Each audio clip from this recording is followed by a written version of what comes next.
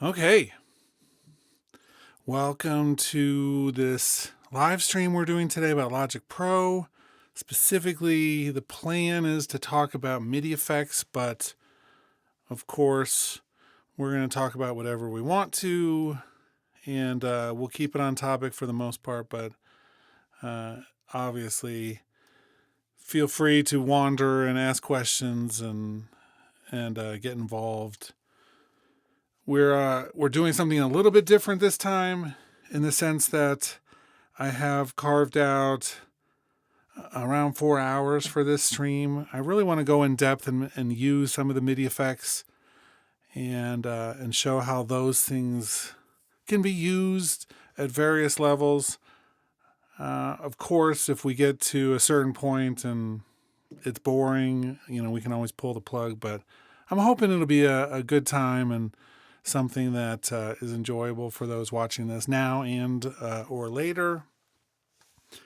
Of course, if you're watching this later, we are planning on doing a stream this at least through the summertime until the end of June, I think, every Tuesday at this time. So every Tuesday at 10 a.m. Mountain Standard Time here in Denver, Colorado. And we'll get those posted so you can get reminders of those. But not every one of them will be a marathon. However, some of them, if we like this format and want to do more of them, then we'll do longer ones.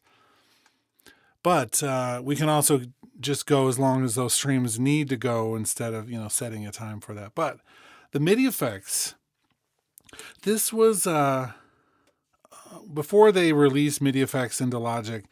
They were one of my most requested features because MIDI is something that I use all of the time, and having the ability to do MIDI effects was something we had begun seeing in other workstations. And once I saw it in other workstations, I thought, you know what, that's so true. We could really use those. The set of MIDI effects that we have in Logic is essentially unchanged. I mean, someone came up with the idea, they implemented it, and they've kind of been there pretty much unchanged now since the beginning. A few small tweaks and changes, of course, but for the most part, this set of MIDI effects, and we're looking at the arpeggiator, the chord trigger, the modifier, the modulator, the note repeater, randomizer, the scripter, the transposer, the velocity processor. These are the main ones, and really hasn't changed much since the very beginning. Now we can do audio unit ones, and I do have Reason Rack installed, which works as a MIDI effect, and we'll look at that one a little later today as well. But these are what we're going to look at. A lot of these we had functionality before we had MIDI effects. We had these in the environment, some version of each one of these. In fact, we could do, I think, pretty much everything except for the scripter in there. I'm going to sneeze, maybe. Held that sneeze in. Oof. We had pretty much all these in some form or another. I don't think we could do scripting in the environment, but everything else we could do. And so what we're going to do is I actually do want to maybe do this mostly in a musical context so we can see what each of these are like. So really quickly, as we get started here, let me just throw up an arrangement track with a chorus and a verse. Because I think that'll help us. What do I want to do? I want to make that verse. We're just going to do not a full arrangement or anything, because I don't think we're not doing, this is not like a song night or another event or something, but man, what is happening with my, interesting. Do I have another window open? Key commands not working.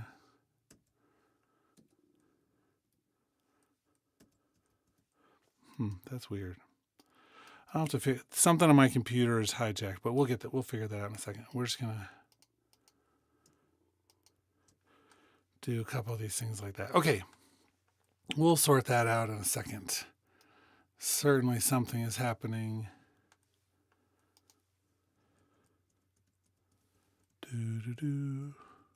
But I don't know what.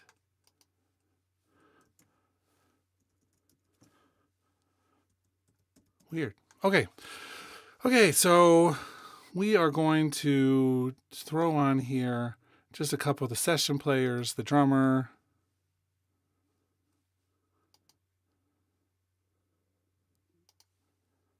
Ghoul.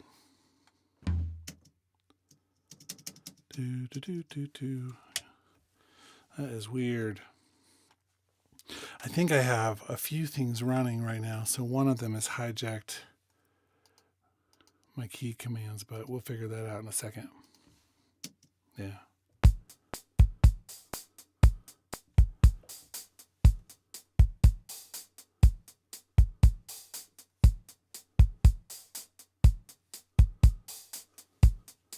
Okay, something simple. And let's just get a keyboard part, and we'll put down a couple chords. In fact, let's start by using one of our first MIDI effects while we're doing this, the chord trigger. And I'll put here one of our vintage keys. And we'll talk about the chord trigger. We're going to go into depth with all of these.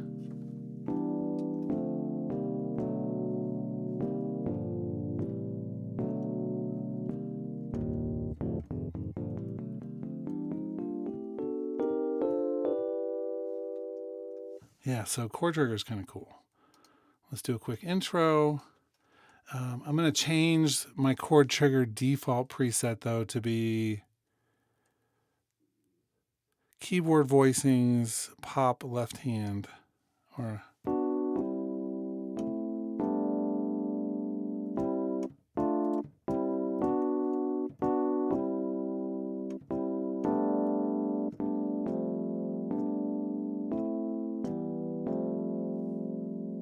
we'll see how that works.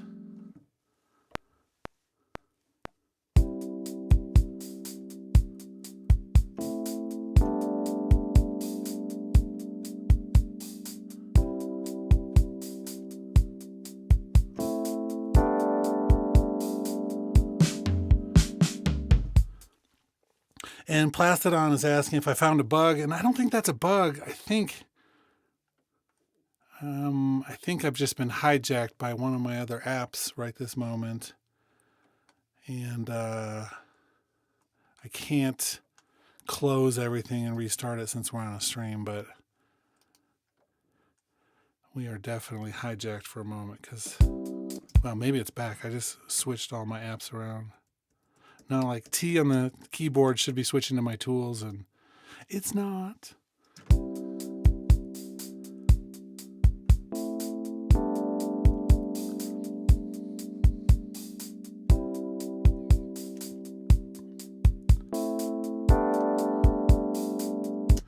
And I'm actually going to redo this part one more time. This will be one of our first topic points. Right, those are the chords. So let's delete that for a second.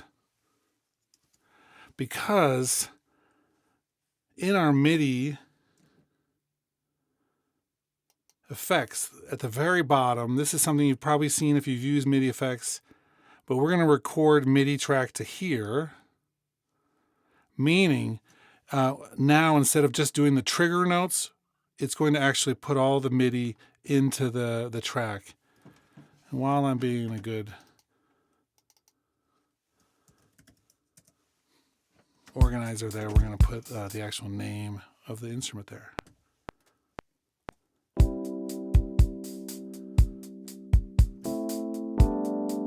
So you can see the MIDI now is going all the chord notes.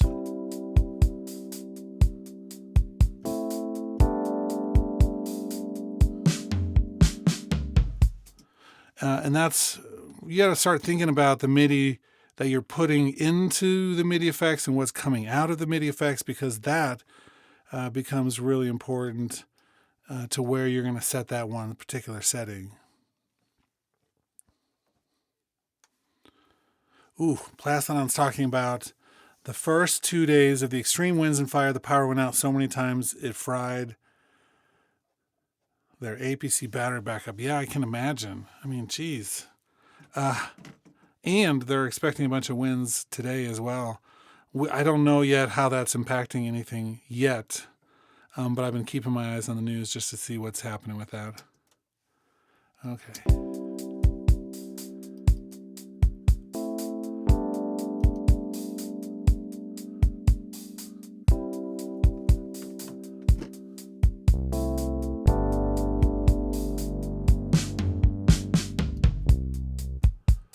That's interesting.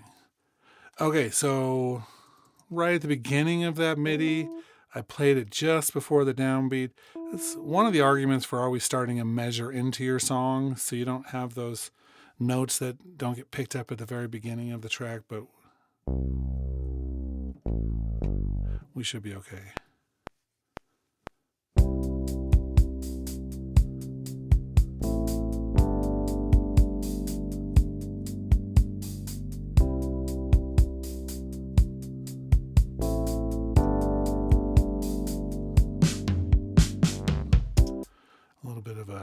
Flourish at the end there. Okay. Should have named, but we didn't. Okay, cool. Okay, so let's spend about 4 or 5 minutes talking about the difference between the MIDI effects and the audio effects, because we have both, and many times they're going to be on the exact same track, just in different places. So in the instrument track, you'll see right above the instrument, we have the MIDI effects. And we have the instrument, and then we have the audio effects. And that's actually a really good visualization because what's happening is the MIDI effects are going to change from the MIDI before it goes to the instrument.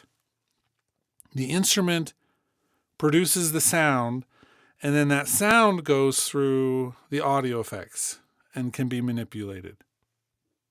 So MIDI effects can change what the sound is going to sound like, and the audio effects can change what the sound sounds like, but they do it in very different, distinct ways.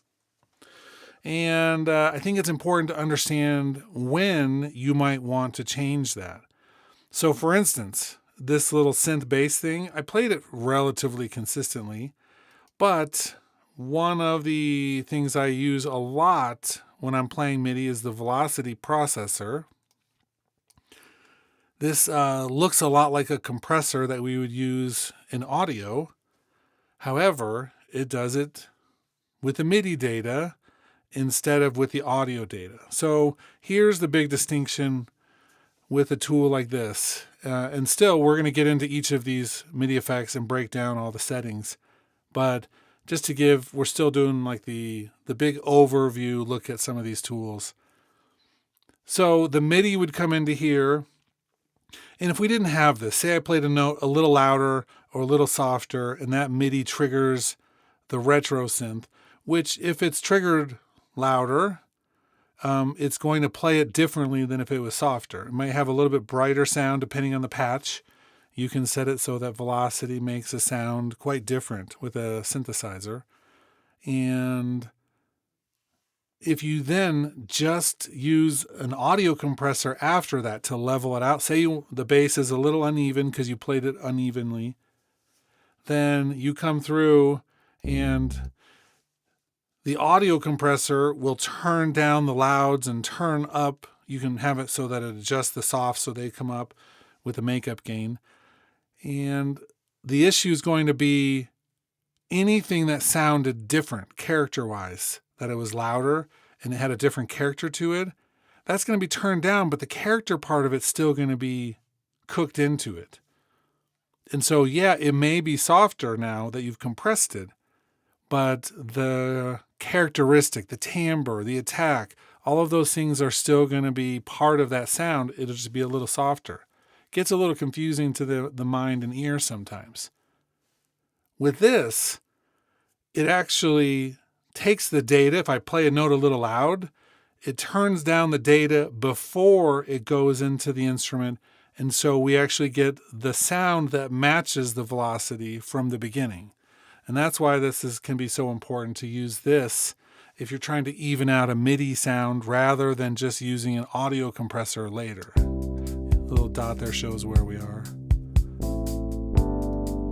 So I'm going to threshold it down and turn up the ratio.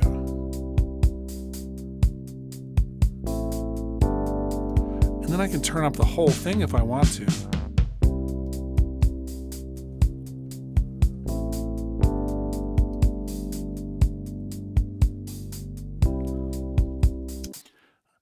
With a synthesizer, I think that's less critical, partially because a synthesizer, you put the MIDI data in and it uses a bunch of parameters to create the sound. And so there's a chance for a smoother transition between all the notes. If a note goes a little bit louder or something, it's not going to change usually as much. With sampled instruments, which rely on file playback, so the MIDI triggers a zone in the sampled instrument, and that was recorded previously and then mapped. If you go to a different velocity layer, then it's a whole different recording and can be quite different. And then using an audio compressor to bring it down it can sound pretty wacky sometimes. And so if you're using a sample-based instrument, using the velocity processor is way more critical. But it's, again, the discussion of what comes first. Which things do I want to have be as a MIDI effect before it goes to the instrument? What things do I want to be as an audio effect after the fact? Many things want to be after the fact that we really can't do in the same way before the fact. Like a good delay. We do have MIDI delays, but you want to make sure that you understand if you're doing a MIDI delay in the MIDI data before it goes to the instrument, all of those delays interact in the creation process and can cause issues. And maybe a delay after the fact is really the more important part about it. For instance, we'll look at an example with that as well, because we have a note repeater, and they're keeping the names enough different that you don't think they're the same thing, even though they're kind of the same thing. So that's a delay. We can have it ramp down. Let's do 16ths, right?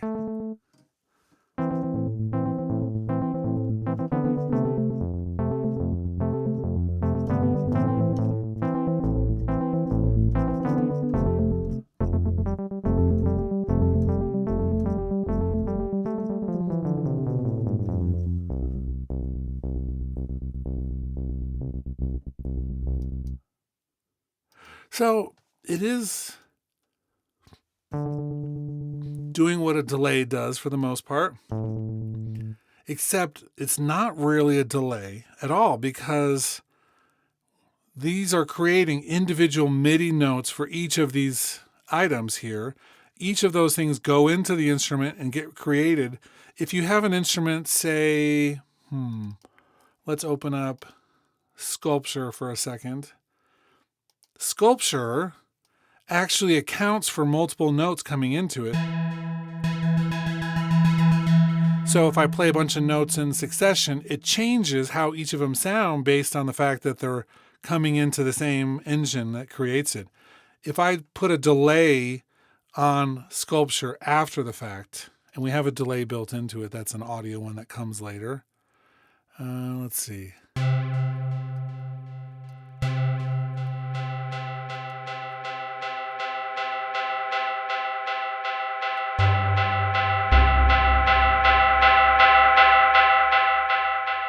Right? So that's not changing the sound of Sculpture. It's just repeating the output of it. Whereas the note repeater adds more MIDI on the input and can actually alter the sound. So you got to know when to use each of these. Do you want to use the note repeater before it goes to the instrument, or do you want to use a delay after the instrument? Let's see if there's any others that really fit into these categories. Arpeggiator, we don't really have an after the fact arpeggiator. So that one's always going to be in the front. Chord trigger, we don't really have anything after the fact. I would say most of these actually, well, we do have a transposer before and after. So let's look at that one real quick.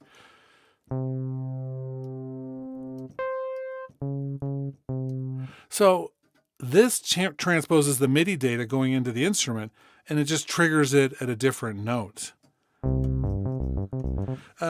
I don't use this transposer very often.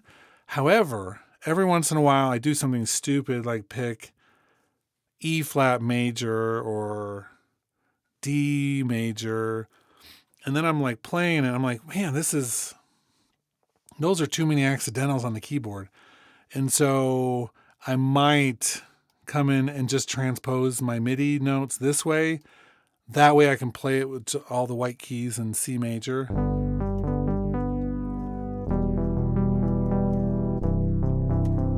And then it becomes a lot easier to play. This, we could put some sort of pitch adjuster at the end of this, at the output, and adjust the pitch up or down. But that's way more destructive. And so if we have a MIDI note and we want it to sound pristine, but in a different key, then changing the MIDI data makes the most sense. If we want to do an audio transposition as an effect, then doing it afterwards makes the most difference. I hope this all makes sense. Right now, again, we're just talking about the ordering of things more than anything, because I do think that makes a difference. Okay, so let's break down what all of these different effects are that we have. I'll leave sculpture up just so if I need it, we can have it here.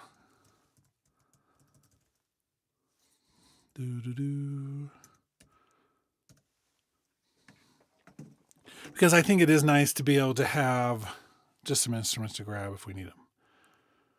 Okay, so we already have our keys. Let's look at, we'll just get another keys up for a second. I don't need the chord trigger. Let's start with the arpeggiator. Let's just go down through each of these for a few minutes. Arpeggiator allows us to take input of the notes. Let me turn up that key just a little bit.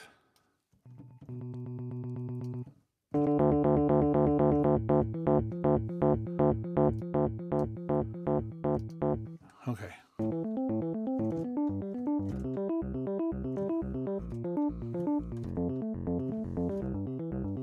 So it allows us to take the input of whatever notes we play, and it will break those into a pattern and play them. The settings we set on the face of this essentially tell us what pattern to play. In this case, we have the rate, and you can see all the different options for that. Everything from a whole note down to 128th division, which sounds like a new note almost. It's almost like FM synthesis.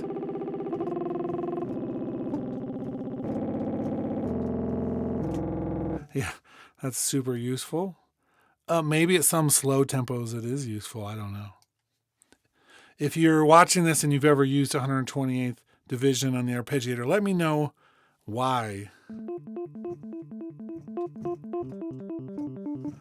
But I never have. We'll go 16th notes. So at first glance, the next button that matters would be the note orders. Are we going to go up?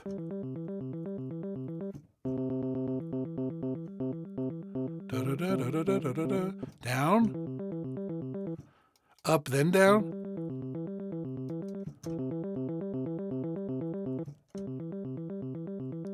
And by the way, I do want to point out something that is helpful for anybody using Logic, which is kind of nice. You can do the quick help, And that will let you hover over parameters and show you what they do. If you're like, wait a second, what if that one's up and then down? What is this one? And this one's the outside in, highest note, then the lowest note, then the second highest, then the second lowest, and so forth. Perfect. Random, and then whatever notes you played in the order you played them. So don't be afraid to turn on quick help, because it will let you go through and easily see what the parameters do. I think it's always smart to keep that handy. Anybody who refuses to use that at some point, I think, is stupid. And so definitely keep the hoverability going whenever you can. And then we have some variations on those and octave ranges. So those set some more of the tools with that. Again, if you're like, what does that do? Determines the note order variation. I don't even know if the manual, I'm curious if the manual actually explains more about the note variations and what they are. Note order variations. Okay, so there's a huge page. I don't think I've ever actually read each of these variations. I just sometimes when I find that there's a pattern I'm using that doesn't quite sound right, then I'll switch the variation to see if it makes it better or worse. But here we go. For instance, note up, the up order plays from the lowest to the highest note. Variation 2, second step first, third step first, and then the variation 4, this variation, which consists of 3 steps, plays up, overlaps, all pressed keys are divided into groups of 3 with the note order applied to all groups. That's intense. So if you really want to dive in deep, this is what the variations do. I don't have enough mental capacity to keep that in my brain all the time. And so I will continue to just, if I play something, and I'm like, I kind of like that, but it's not quite right, then I'll try the variations and see if anything works better. But definitely check out the whole list, because that's an intense amount of information for a slider that goes 1, 2, 3, 4, if you know what I mean. And then we can actually expand what notes are being played if you want to go up or expand the octaves. Let's turn that back off.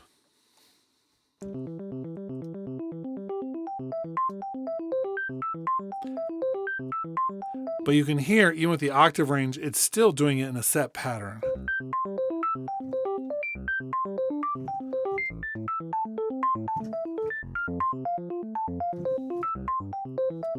Cool. I usually do expand it. Makes it sound like I'm doing more, which I like. Okay, so we're going to leave it up for now.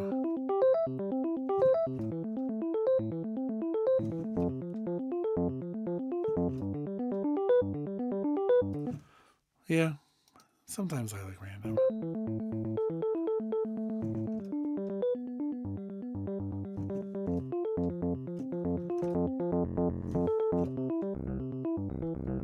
Okay, cool.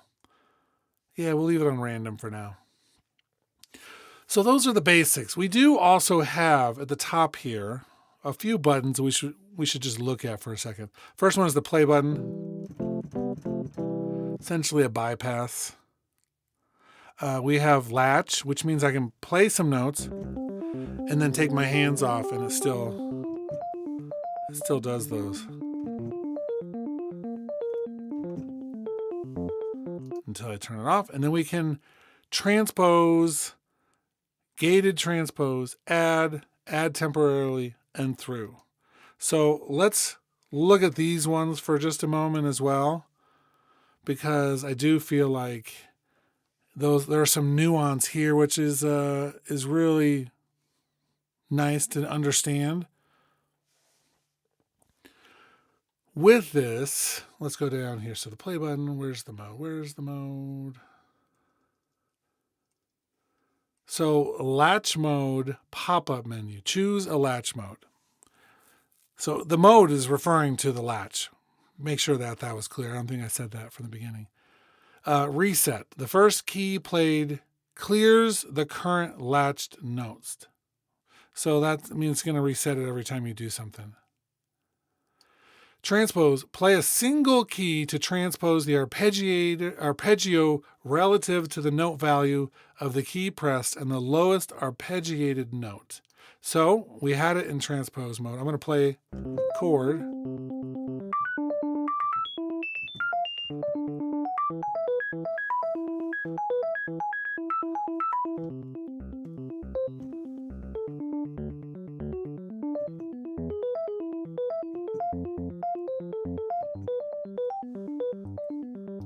So it's really cool. Means I can play a chord and then whatever note is lowest, if I play a single note above that low note, it's going to transpose the whole thing and shift it around.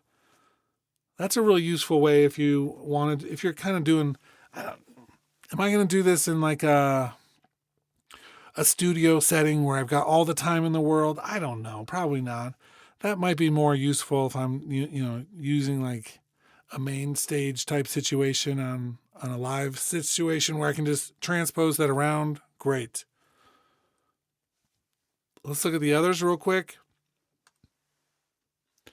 As a note, pressing more than one key simultaneously clears the latched notes, starts a new arpeggiator.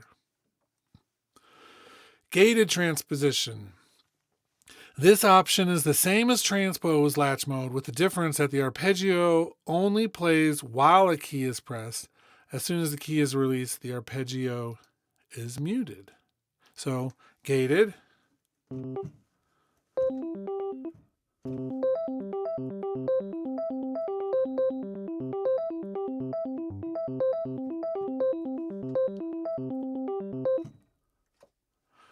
Let me see.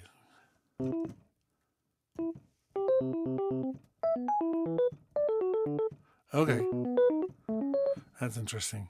So you can play the chord like that, and then one note at a time will trigger what I just played, that chord.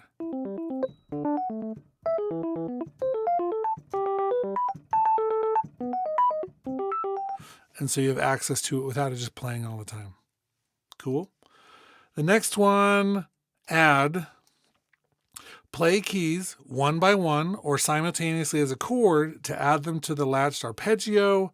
You can play the same key multiple times and the note repeats the number of times it is struck. Let's do add.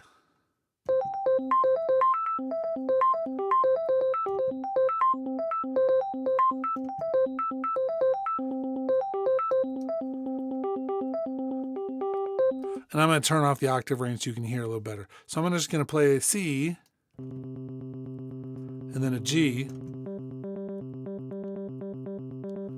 let's go up so it's just really clear. Now I played the C again and adds it in to it as a third one.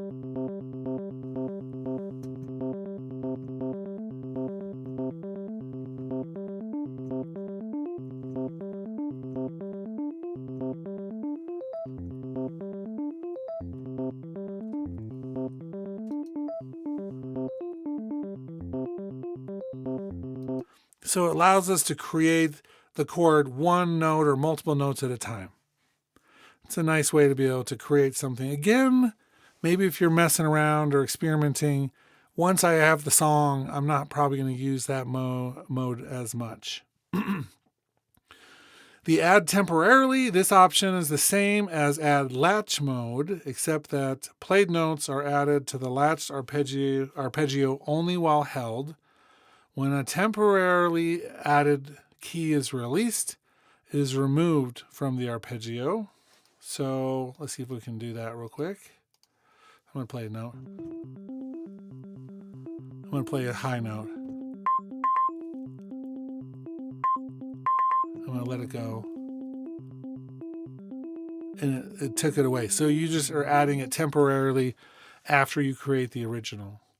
And then through, all incoming MIDI notes are passed through the arpeggiator plugin, enabling you to play along with a latched arpeggio. So, for instance, let's latch through. Let's play. Oh, I shouldn't do that. I hit the sustain pedal.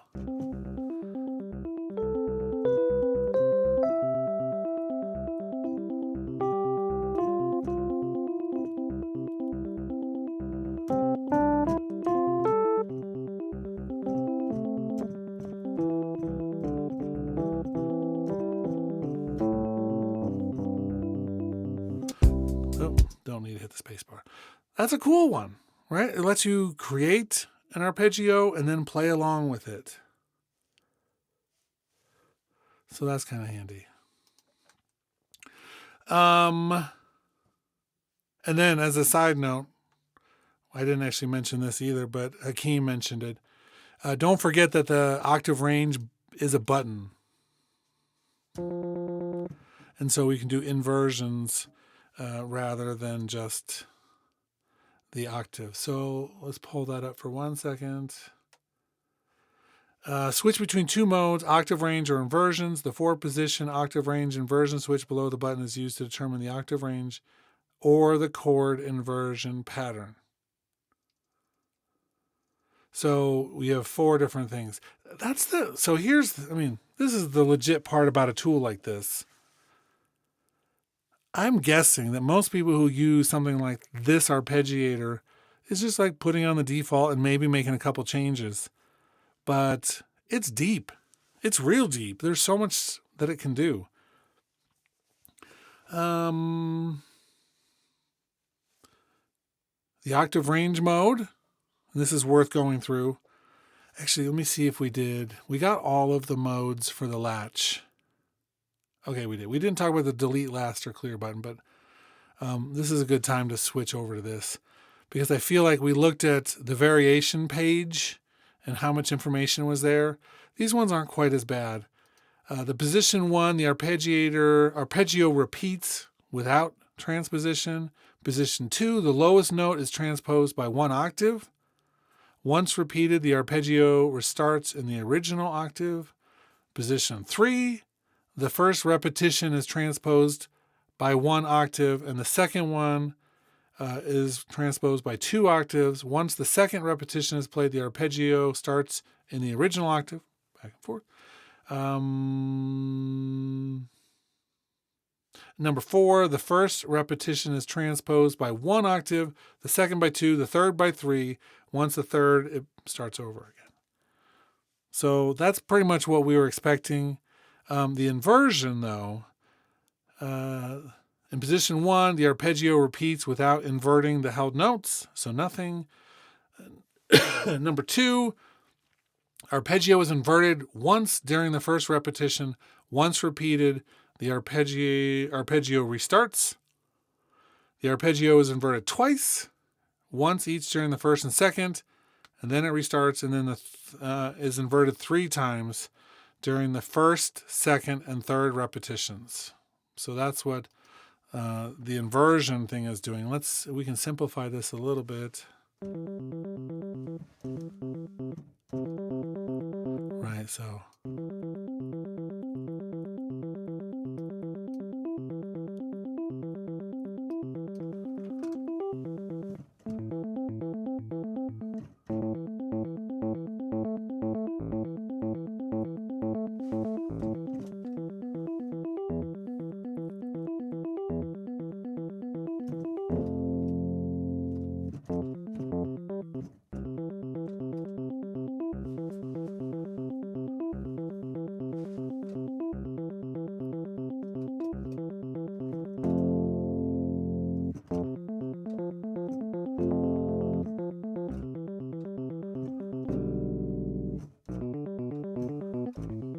I love. So the foot pedal is switching on and off the latch mode. Cool. Okay, top half. Delete last. With these, these clear and delete last, Not a lot happening with those. Those are pretty self-explanatory.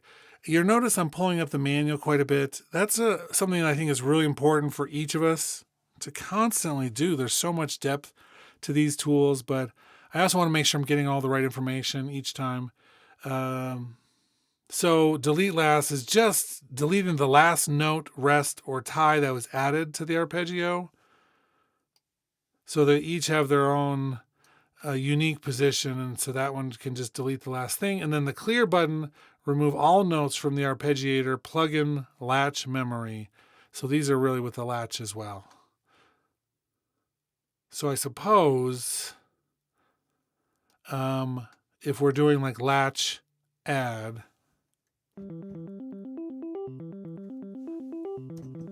hide that note. I'm going to delete that last note and it'll take it off. Or clear. Okay, cool. Pretty straightforward. Okay, we're like, I don't know, half done with the arpeggiator, right? There's a lot of stuff in this thing. We haven't even gotten to all these other things in the bottom half, but that's the top half, the half that we do end up using quite a bit. I love the inversion sound, how it like is like a wave rolling a little bit. I've really enjoyed giving that sort of effect. Makes it sound a little bit more like a keyboard human playing rather than a tool. Okay, before I get to the options and the keyboard and the controller, which are three things which there's a couple of them I use all the time and a few of them that I rarely use. So we'll talk about that a little bit. But perhaps we'll talk about my most favorite thing, which is the grid. And I believe, let's play this for a second.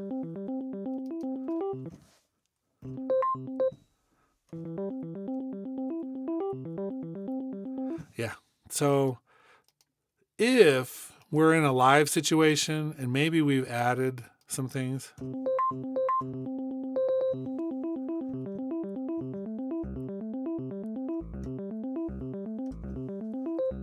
then we can just hit that arrow and switch it into grid mode, which is kind of nice. But let's clear it all. Live grid. Woohoo! Someone thinks Ableton's better than Logic, which for some people it is better. We're not arguing that point for sure. The grid mode. This gives us up to 128 steps of predetermined pattern. Not fully predetermined. Obviously, that's still determined by the notes you play. And let's put this back into reset, and there we go.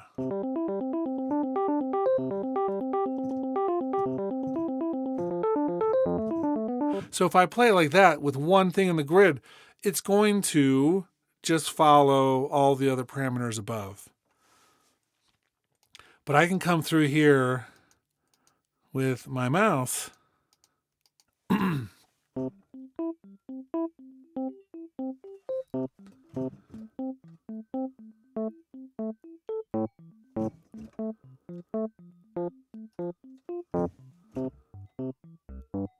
and then it'll do timing and velocity for the pattern along this grid that I draw.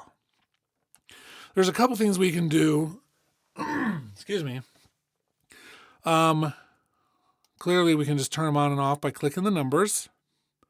Below them, we have a chord function, which means it'll play whatever notes I'm playing held. It'll play that as a chord rather than as an individual step.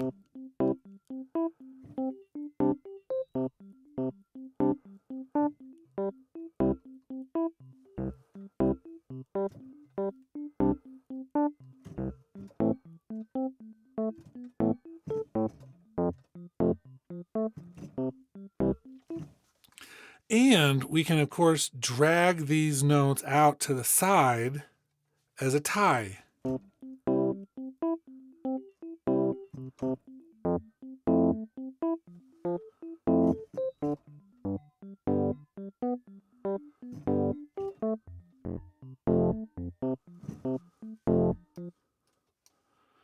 So let me just option click that MIDI down from the first one for a second.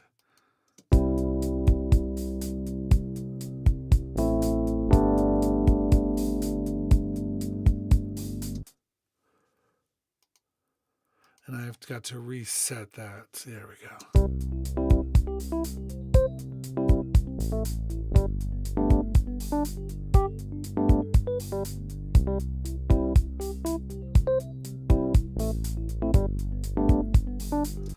Yeah, I'm not feeling that particular arpeggiator with that groove we have going at all, but I was just curious.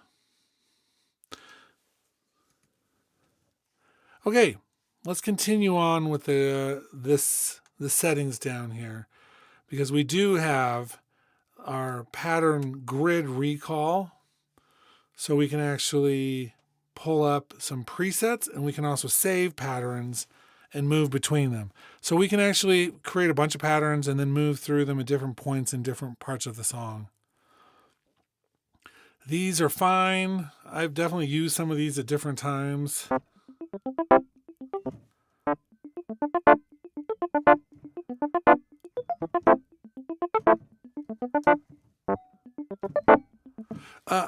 That's brings up a really good thing that I talked about a second ago with the tie, but also the ability to shorten them.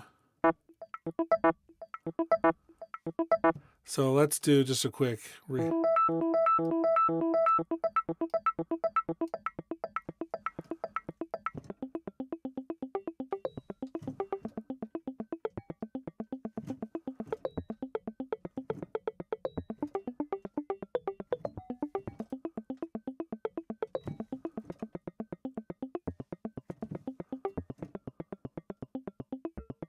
So that's kind of another thing we can do with the grid. I was talking about the ties and expanding them out, but I didn't say that you could also shorten them. Although there are other places we can also shorten them. Let's delve into the options for a moment. Here, one of the main things I do use is the note length. That's the same as we just looked at, but it's the knob version, global setting. But really nice that we have a randomizer.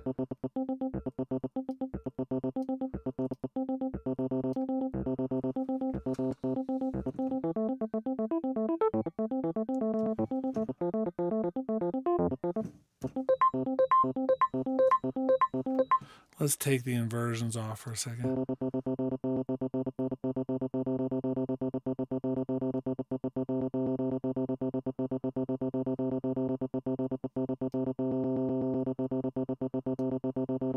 And again, we have velocity overall, which if you pull it to the end right side, where it's 100%, that's from the grid. And so it'll use the grid. But we can also randomize the velocity.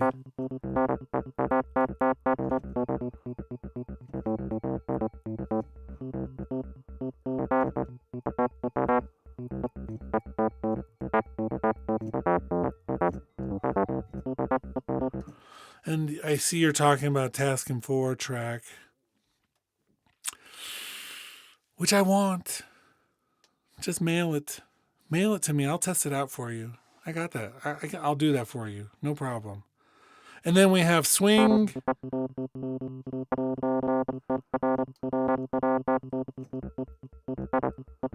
And then cycle length, which we can do as played or by the grid. Well, I'm going to look this up for 1 second.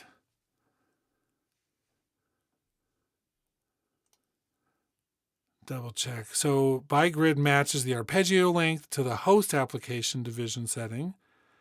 1 to 32 sets the arpeggio length to the specific number of notes, and as played determined by the length of the played notes. Okay, I don't think I've ever actually used that. I just determine that in the grid or in other ways. Cool. Let's talk about the keyboard for a moment. Okay, input. And overall, This is one of the two things that I don't really use all that often.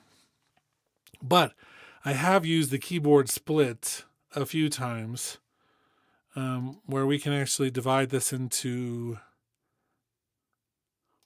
multiple.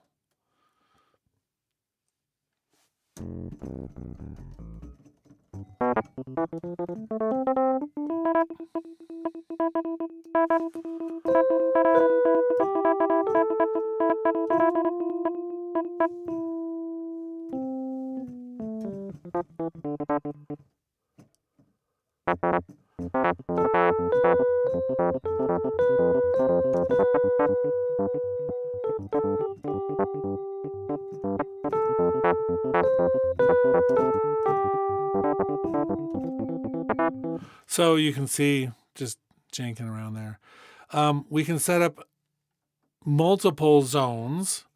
The remote, which we haven't talked about, is the blue notes. The arpeggio, controlled by the brighter orange, and then the almost looks like grayed out orange, but they're like brown, are non-arpeggio notes. And so we can actually set up just a range to be an arpeggio, which is kind of nice. Super nice idea. So if we're thinking outside the box a little bit, I'll come back to that in a second.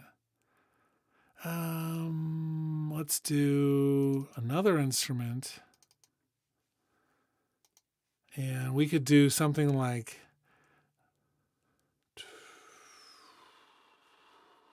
what am I thinking? Drum machine? No. We'll do a drum kit designer for a second, right? And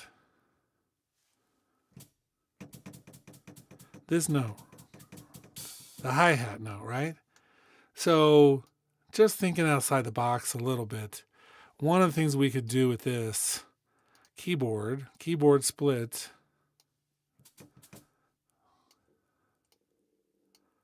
I don't know if I can raise that up. No.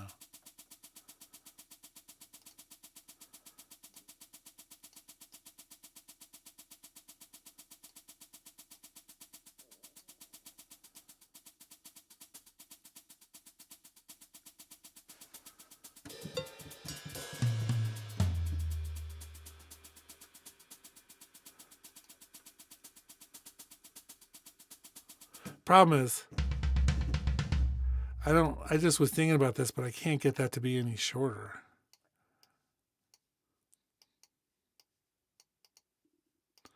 So that's a bummer. I was hoping I could make that just over the one hi-hat note, but I can't.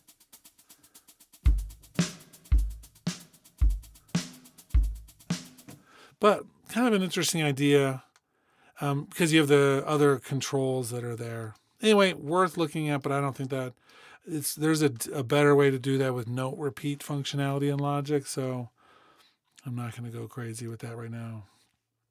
Okay, back to arpeggiator, keyboard. With this, we have input, snap, pop out or pop up menu, choose a beat value to snap the first note to a position, thus quantizing the arpeggiato start point. I do feel like with this, the link to rate is what I'm using, which means it's going to go to the rate that we have set above, or you can just say none.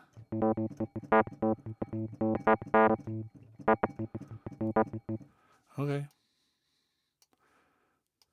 With the key pop-up, oh, come on, move out of the way.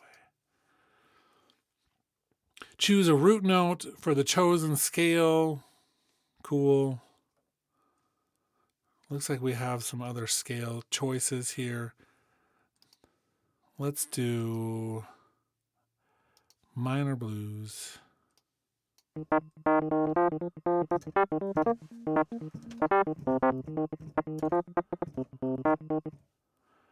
And let me just normalize all this stuff real quick. Okay.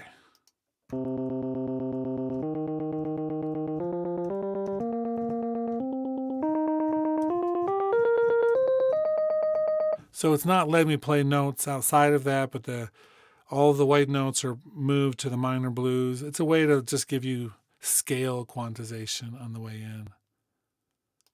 And then we haven't looked at this yet, but here's the remote option, which is this little blue section, right? This helps if you have a really big keyboard, but you can trigger all of these different things: the rest, the delete, the tie, the clear, the chord, play, stop, latch on, latch off, the different mode for the note orders, the variations, and the octaves. And so these all become a way to actually trigger different things on the keyboard itself. Now, because I'm not using this in that type of live situation, I can just kind of customize what I want. I don't use the remote very often. That's fine. Let's just put chromatic back, reset all that stuff. And then we have MIDI controller, which just allows you, okay, so MIDI control input, destination, and then it's just an easy way to do mapping to this plugin, which you could do in other ways in Logic, but it's nice to have 4 different options for that. And then silent capture. I'm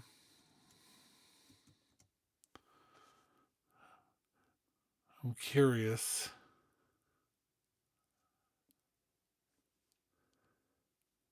Silent capture right there.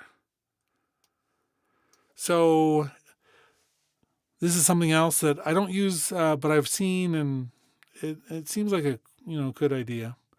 So you click in the extended parameters, select to capture an arpeggiator step by step without being disturbed by the immediate response of the running arpeggiator.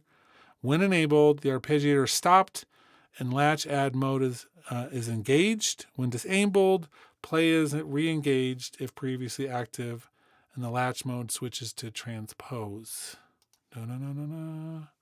What that means is now I can go like this.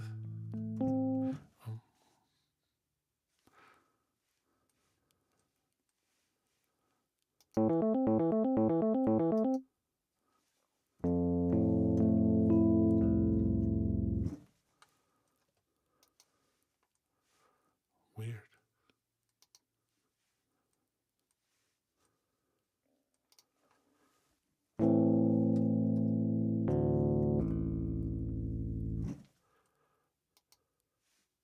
That didn't do it.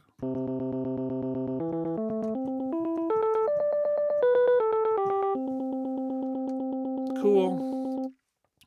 It's just a way to like put it into a different mode.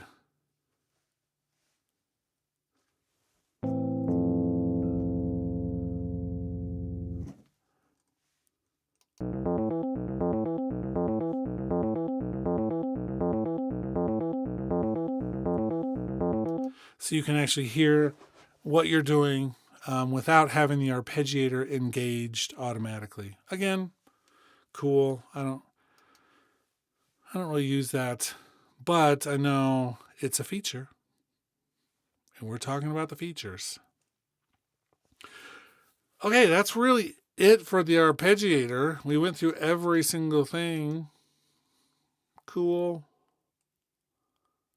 I do like the arpeggiator quite a bit. It's way better than having to do it in the environment like we used to. Okay.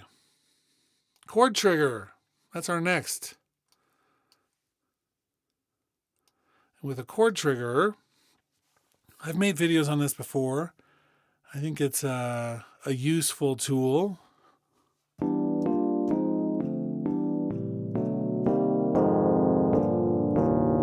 It's better than buying like a MIDI pack of chords, but there are some other chord generator tools out there which help you actually like build a song. This does not do that.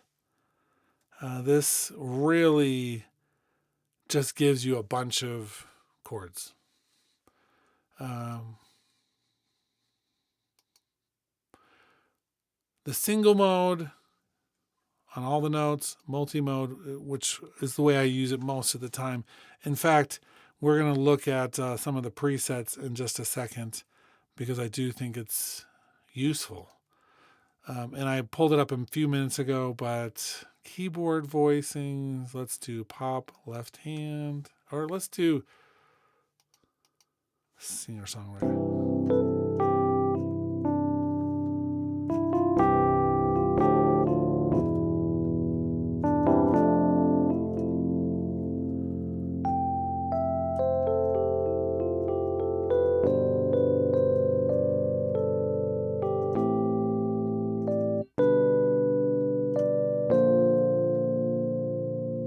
So they do try to stick with chords that are paired with the trigger keys, but not always. I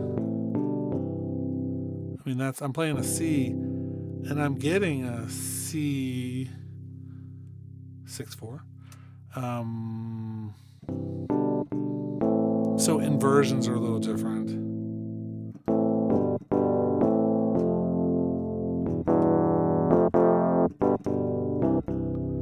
But they try to be helpful with some of those, the presets we have.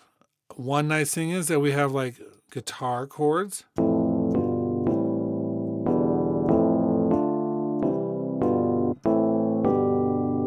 That doesn't make sense as much with this particular keyboard.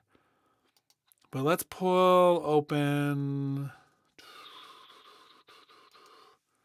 the library. Guitar. So steel string acoustic, right? Oh, let's undo that for a second. We're going to turn on our patch merging so I don't get...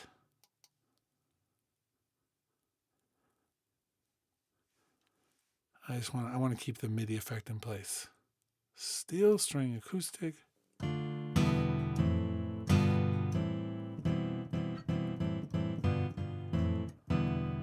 So theoretically, this could be useful, and I'm not saying it's perfect because it's not. You can hear it. They're still just playing all the notes at once, not how you'd strum a guitar, but at least the voicings.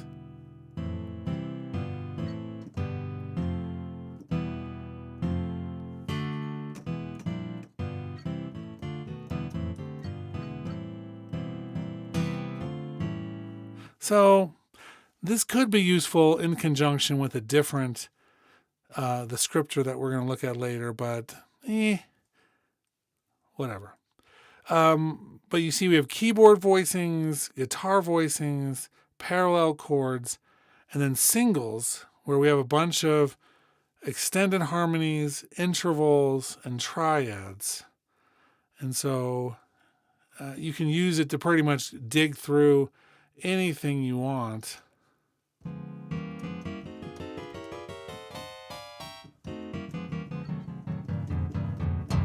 Right? How useful is that? Plastodon's asking about the strum setting. Yes, it has a guitar strummer in the first place, which does give you that timing effect.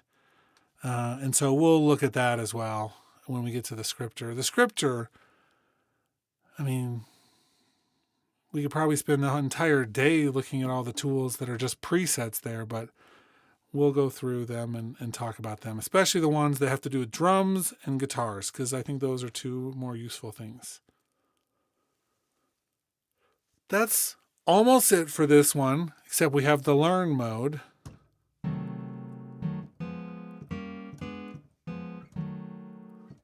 Where we can come through, right?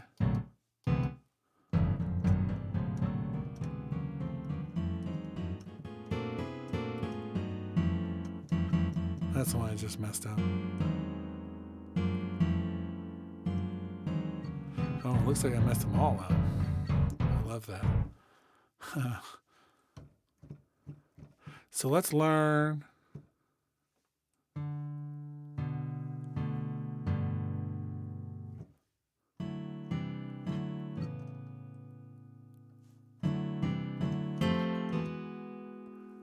So in the single mode, I just did one and it applied it to all of them.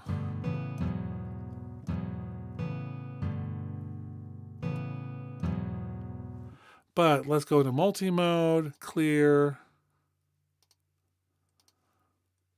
Oh, I'm going to sneeze again. Allergies. You all get to watch me sneeze. So I push the first note. Let's push the second note.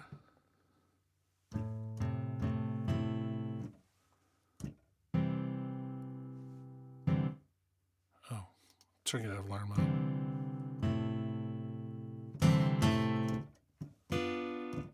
Right, so you get to go through and create all you want with that. Learn, you push the first note, takes you to that, then you play the chord you want. And then you can keep on going when you're in multi-mode. If you're in single mode, it stops because each note is just the same harmonic structure through the whole thing.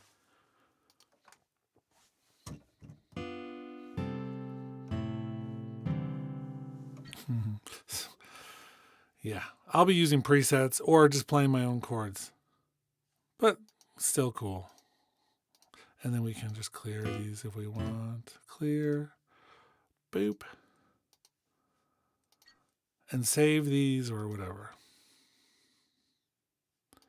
Fully diminished.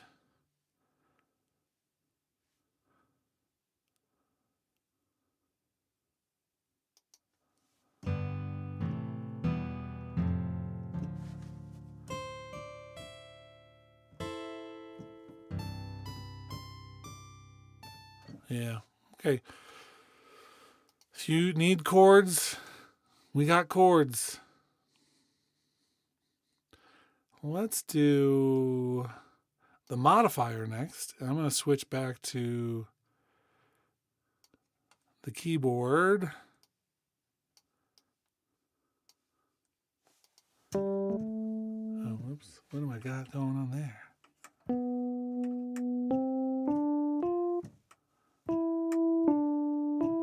Oh, I see. I put a MIDI effect on and it immediately messed up my sound. Not didn't mess it up, but we just sent our velocity to the mod wheel. That's what the default is.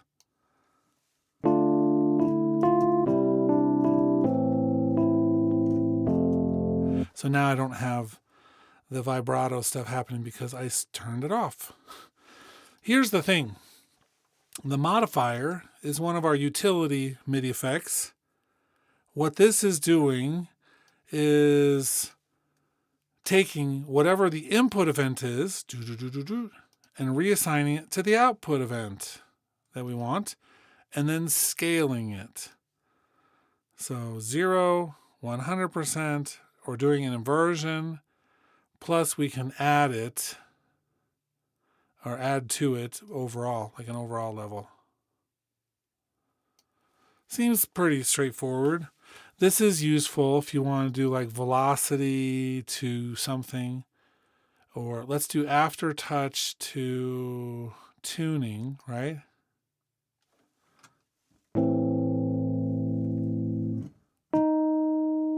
And we'll do 200%, see if this actually...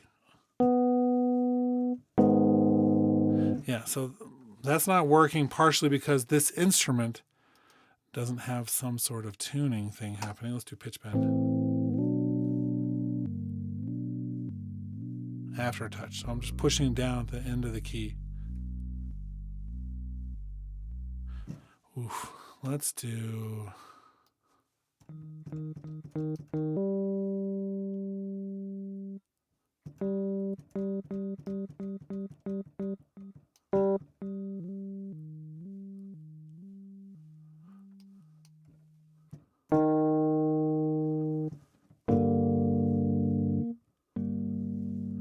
doing the scale down isn't doing anything, but you can hear when I do the aftertouch.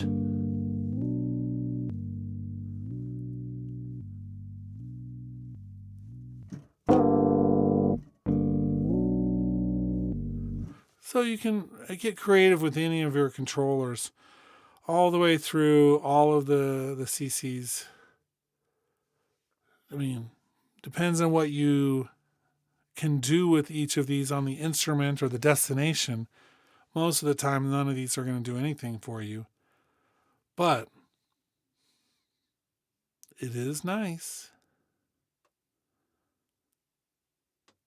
to be able to have that ability. This is something we would do in the environment if we needed to before. Through.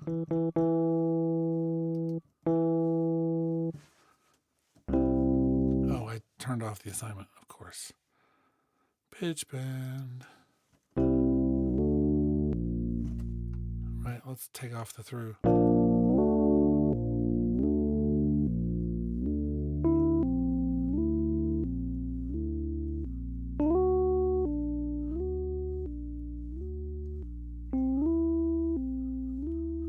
So in this case, it's changing the aftertouch to pitch bend.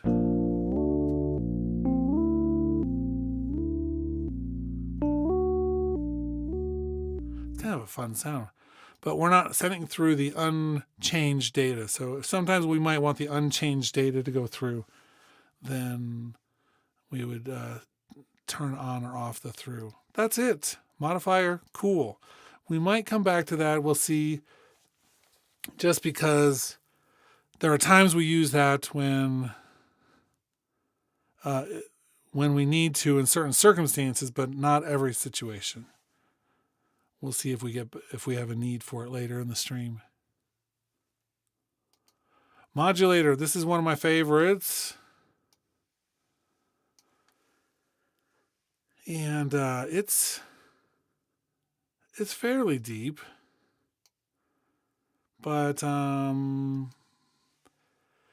think it's a lot of what you see is what you get with this one, at least, and so I'm not as worried.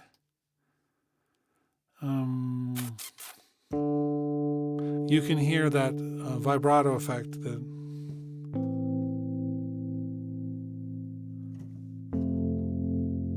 tremolo. And that matches up down here. That's the signal right now being sent to the mod wheel. And the mod wheel for the vintage piano, that's what that does. And so this is activating the mod wheel over and over and over. Okay, so left half, LFO, low frequency oscillator, used typically as a controller in the world of synthesis. Great. And then the envelope on the right side, another synthesis type tool. And by default, the LFO is the one that's on, the envelope's off, but you can use either one. David, are you talking about right now with the modulator?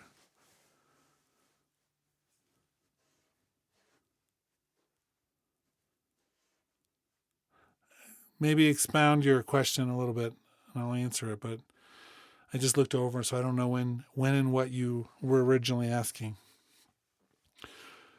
So for this, I am going to switch it over to a synthesizer because a lot of the stuff makes sense in the scope of synthesis. Like you can see we have an amplitude envelope right here, right?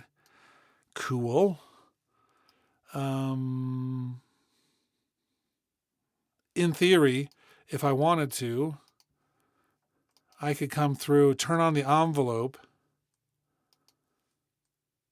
and we're going to start kind of at the bottom and then maybe work our way back up. This can be used to control any of the CC data, but you can also just really easily say, learn plugin parameter, and like we could learn the volume. So now you see the volume went all the way down, partially because that's where that control is.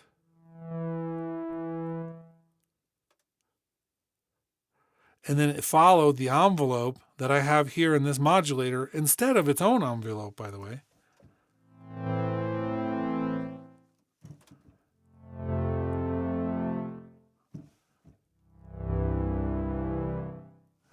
But we want to do like a repeat. Oh, I got to turn on the envelope. There we go. Let's slow this thing way down. We're just going to...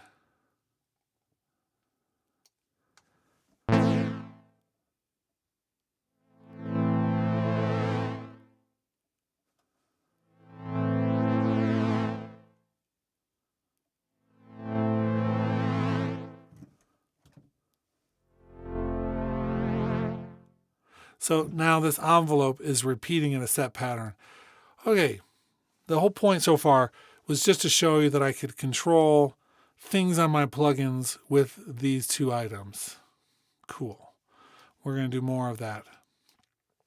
Let's look at the LFO for a second, and I'll go through the parameters, but let's assign it to something fun. Learn plugin parameter, and I will do... what do we want to control with this?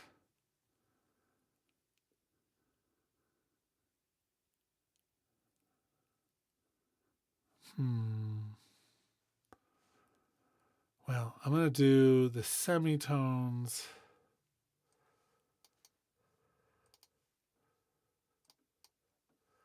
Of oscillator 2. And we will turn off that thing and give us some volume.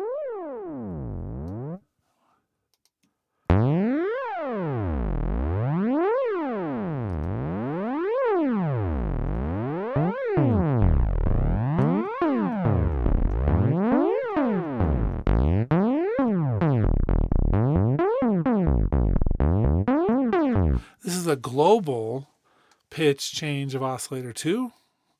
So each voice is not necessarily independent as of this moment, but you can see it's following the shape that we create here. If I were to change the symmetry, all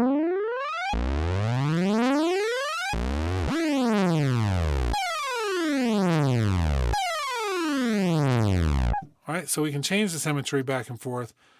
We have these other shapes. We have sine wave, and again, these can be skewed as well. Square wave, and we get, pulse code, pulse width, and we have sample and hold, which is a randomized function.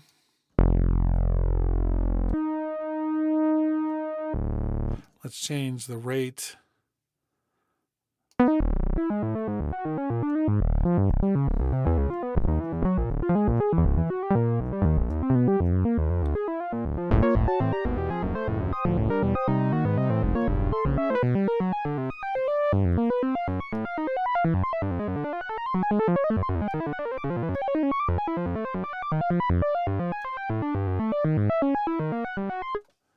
So I don't think down here we do. So here's a discussion point right now that's a good time to talk about this. We have an LFO down here that has some of these tools, but it doesn't have all of them. And we also have a hard time deciding or, picking where they're going to be assigned. And so this, using the modulator, breaks through some of the limitations of the retro synth, which by nature is designed as a simplified version. Let's see what we have in the settings. We might actually have,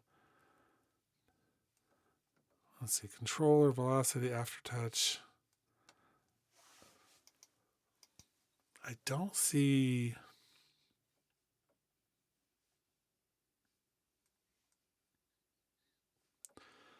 a way to assign a sample and hold to the pitch of oscillator 2. Okay, just making sure that I wasn't going to just say something wrong, but this allows us to have much deeper control over the instruments based on the parameters we have on here, which is kind of cool.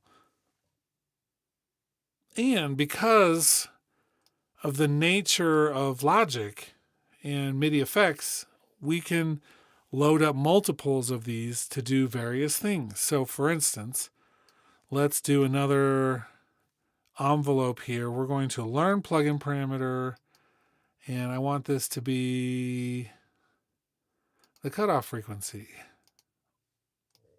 And I'm going to say multi.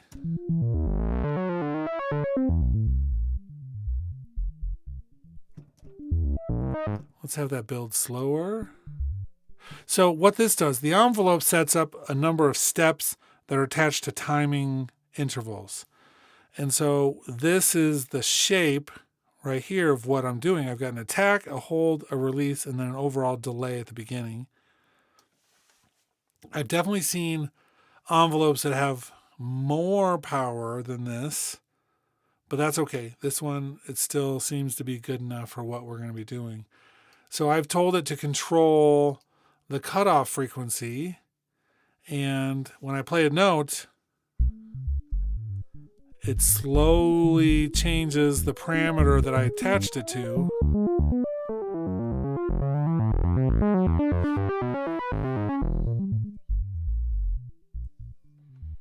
And I could have it slowly go out too.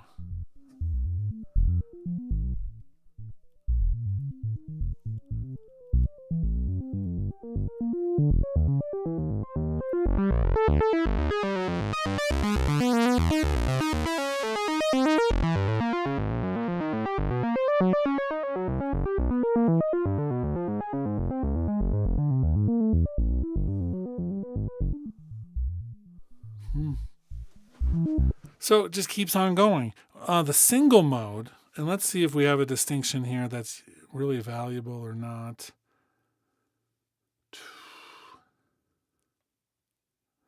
So single says, after all notes have been released, the envelope is retriggered by the first MIDI note on message it receives.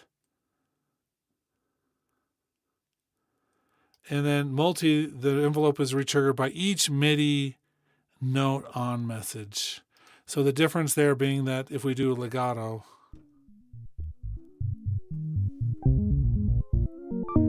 I can add notes.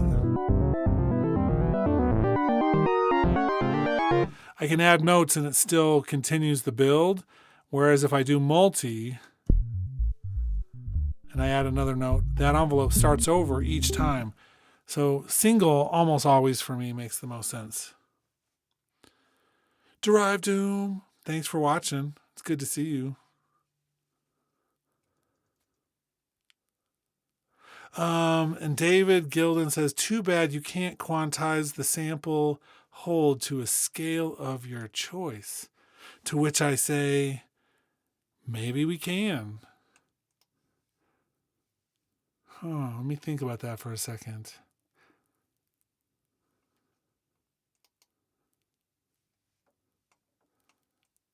Because we can do almost, we're looking at one example of something.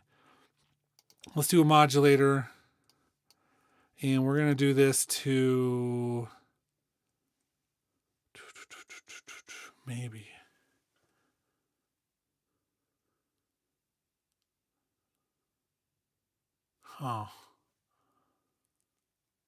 Let's do general purpose 16, sample and hold. I'm going to try something out. This is a good time to show why I like that so much. But the modulator then, so we're looking at signal chain here. Modulator just goes down into the instrument. And then, so I'm going to go from modulator into the modifier. And I'm going to do general purpose 1, 2, come on, note number. Cool. And then from note number,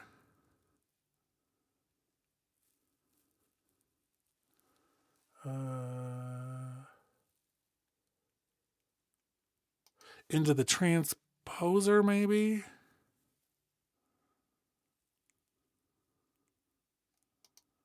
Can I do that way?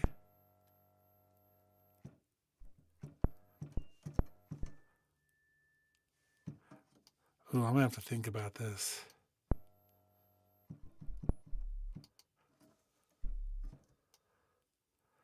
I think there's a way to do it. You're right though. The scripter could definitely do it. What am I missing here? Oh, do I still have... Hold on, I got too many things happening at once.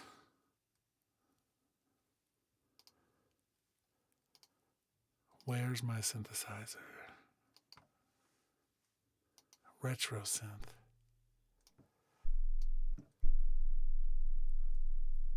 Filter.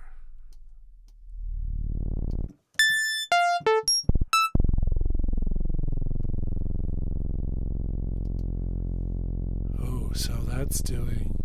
I'll have to think about that. I think there's a way to do it. If you were with the modulator, that data getting modified, but that's not doing... Oh, and then let's do at the very beginning an arpeggiator, one note arpeggiator.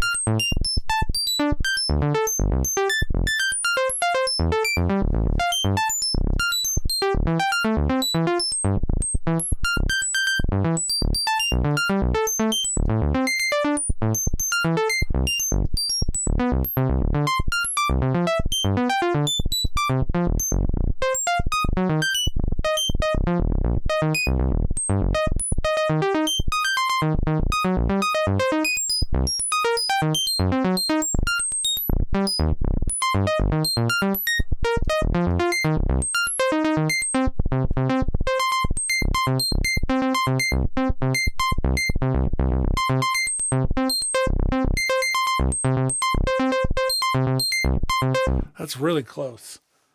I think there's a way to do it. Once, of course, you make a chain that's complex. So arpeggiator retriggering, modulator sending data out to just one of our utility CCs, the modifier, converting that into a note number, and then our transposer limiting it into a key. I think may need a little tweaking. But all of a sudden you see we're not just using any one of these at any one time. We're using all of them at different times. We need to go continue on through our modulator though, because we haven't even finished talking about what this all does.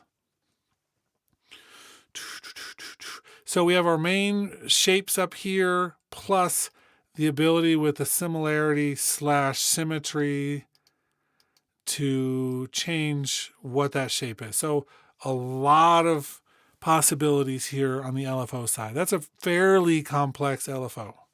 Fairly complex. Down here, we have the ability to change the steps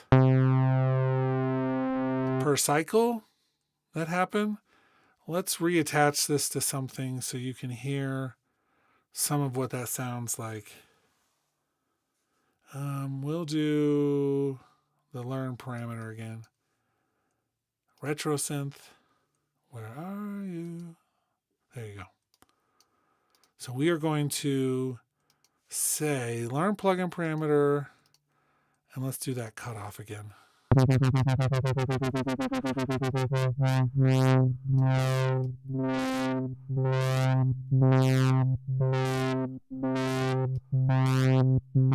You can hear how it's like da da da da da da da da da da da da. It's like stair stepping with the lower steps, and with the higher steps, it's very smooth.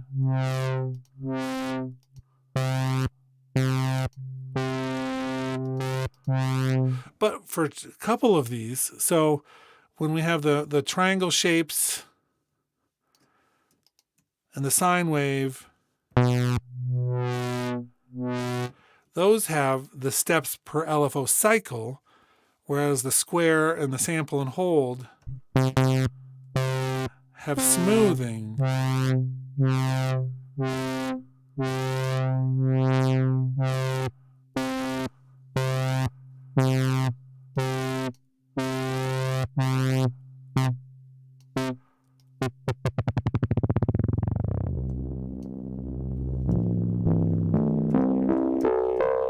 then we have like FM synthesis type sounds at 128th. Okay, cool. Let's go back to it. Okay, so that takes us to the rate, which we've already kind of just looked at. 128th to 32 bars being the slowest. Pretty intense to be able to go that slow, which is nice. LFO should be. And then we have the sync to the tempo, or we can go to more of a frequency measured in hertz, but we'll keep it to the rate of the song. It is nice that, for instance, we put it to some sort of hertz here.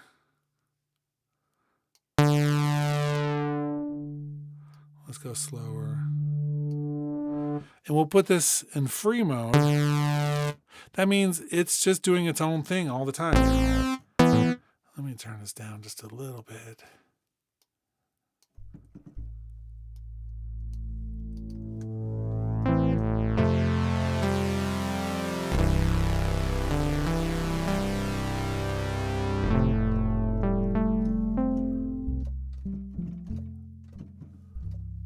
But that means no matter where I start playing, that thing's acting like a true analog LFO, where it's just minding its own business, cycling its own rate, never ever changing. Of course, we can set that to multi, which means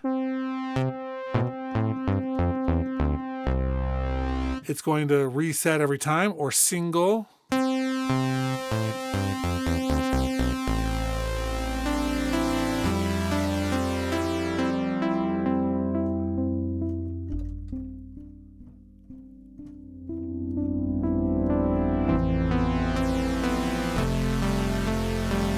And it just keeps on going until it gets a brand new note with no notes currently being held.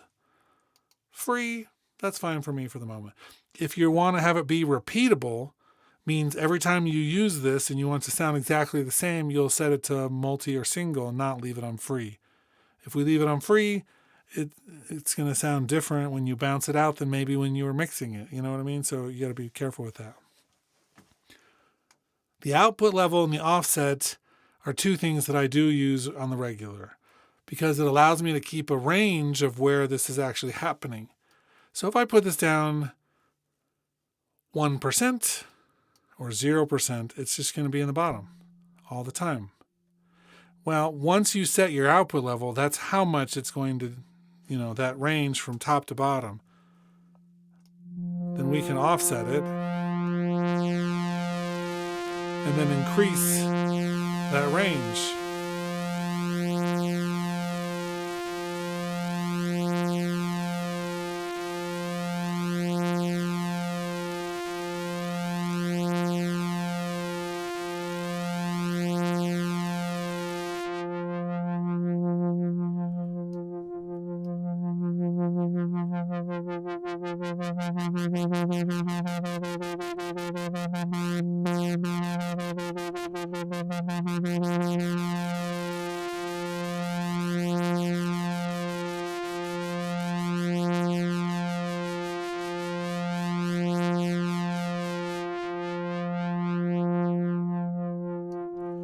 So we have a lot of control over where that's actually warbling and where that's on top of. I love that. I love that ability to control the exact output using these two parameters. I almost feel like that should be more of a matrix instead of two sliders, one dot, and so I can move it around with one point. That to me, I think would be really cool. Give us a matrix for those two. That would be more useful. Okay, with the envelope, which we kind of looked at a little bit, we have our attack, our hold, how much is it going to stay before it goes down, and that's fine. That's great. Do we want to delay before it actually starts? Do we want this to happen in sync with music? Sometimes we do. Matter of fact, a lot of times we do. And so we have that ability. We already looked at the trigger. The LFO means that the LFO, anytime this happens,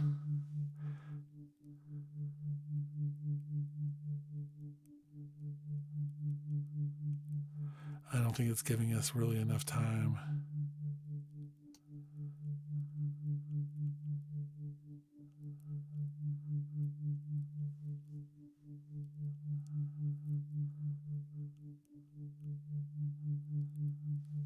Well, it's going down, the hold, the release, and then it restarts. So it's going to cycle it all the time. I think single for me most of the time makes the most sense, so that you have that, you don't have to start over the envelope with every single little note that you touch. We also have steps for envelope pass.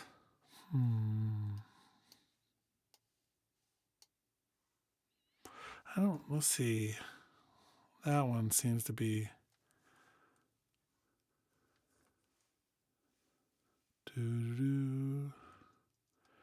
It determines the number of steps per envelope pass. By default, envelope produces a smooth, continuous stream of controller events, but you can use this parameter to create a stepped controller signal that is similar to the output of a sample and hold circuit when you set a manual step rate. Okay. You can tell I've used that parameter ever. Never. But I wonder if it shows up in any one of these things.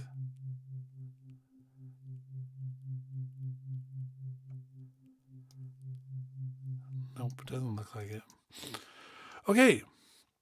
We also have the envelope to LFO rate.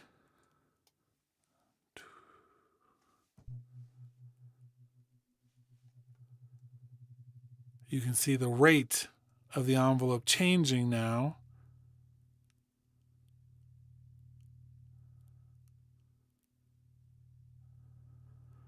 Let's see if it slows back down. I really have that long, so this allows us to just immediately tie in our envelope into our retro, the LFO rate of the left side of the plugin, and to the amplitude.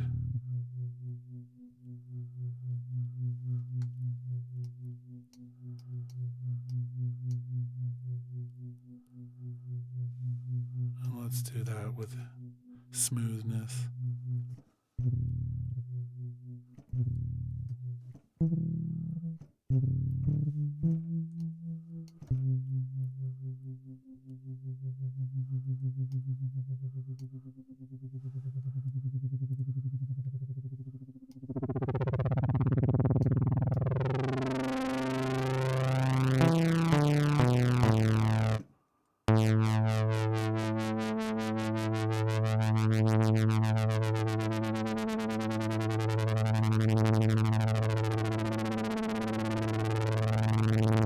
Over 8 bars.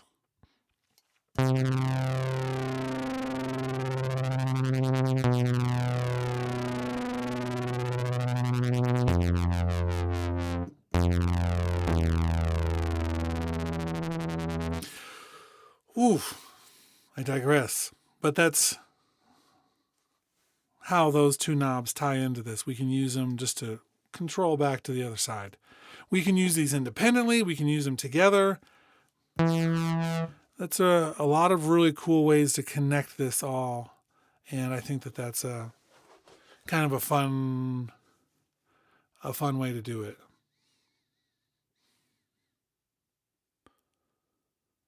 Okay.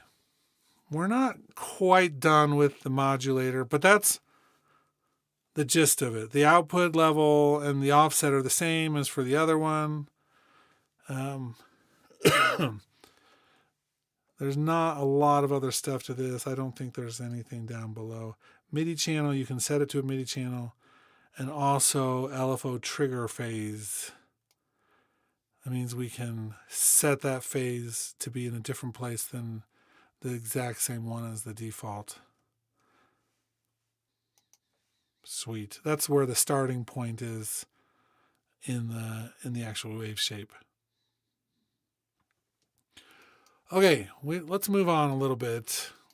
I definitely think we're going to probably come back to that as it applies to other things, but we still have the note repeater, the randomizer, the scripter, the transposer, and the velocity processor to go through. So note repeater is going to be I think some of these are pretty straightforward. Not a lot of complexity. They work about as you might think they do, in the sense that if you have a note repeater, it's going to repeat notes. That's pretty awesome. We can decide how many to repeat, up to 99,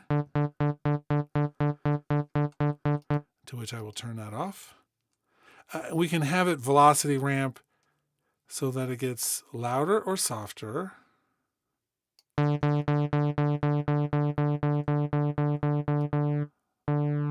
Let's go faster.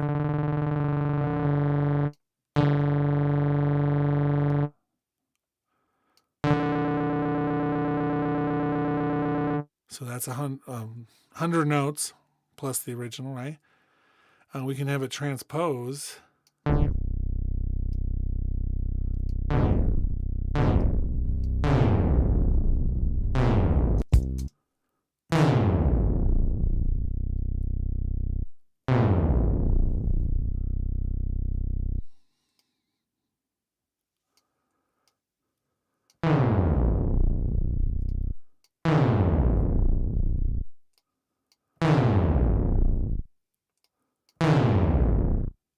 Yep, that's about as cool as that gets. But most of the time we're going to use this in the realm of a few repeats. I'm not going to transpose. I'm going to have it go down. And it'll be in tempo with the song.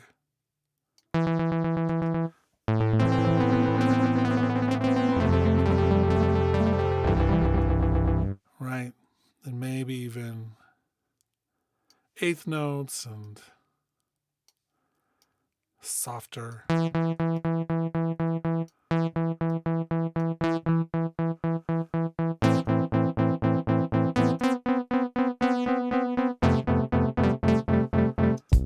don't know why that velocity ramp.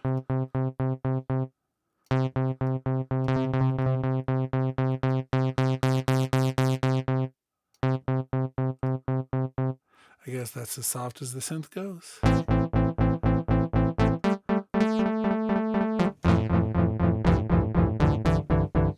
Okay. And then through, you can just have it be just the delay. And of course, we can turn off sync and just make it in milliseconds.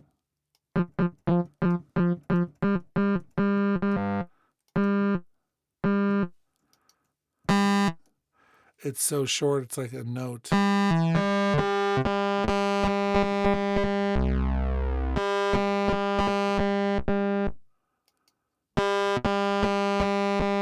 So short. Okay, pretty utilitarian.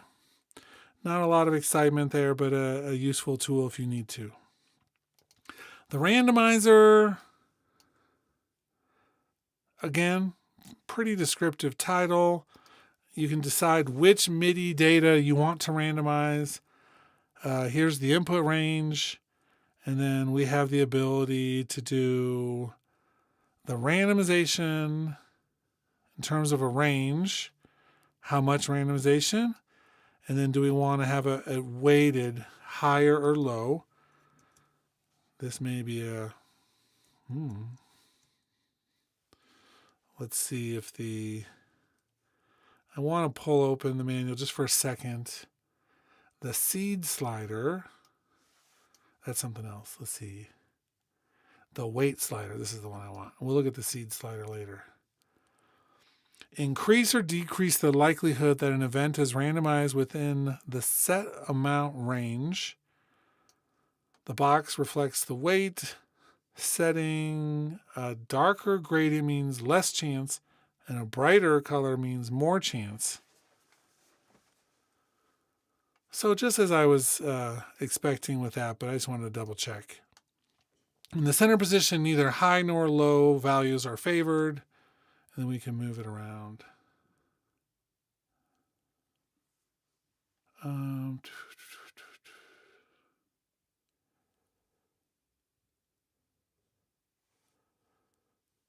So there is the ability just to do part of it.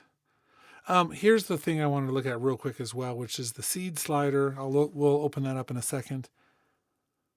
Specify a starting point or seed for randomization. An example is when using the Randomizer plugin to randomize a piano melody. If you bounce the piano part, your randomized melody is saved as an audio file. If you bounce the song again with seed set to random, the two bounces sound different. If seed is set to the same specific value for both bounces, they are identical. Oof, that's important to note. I'm curious, can I drag? Oh, drag it, yes. So there's only 50 seeds.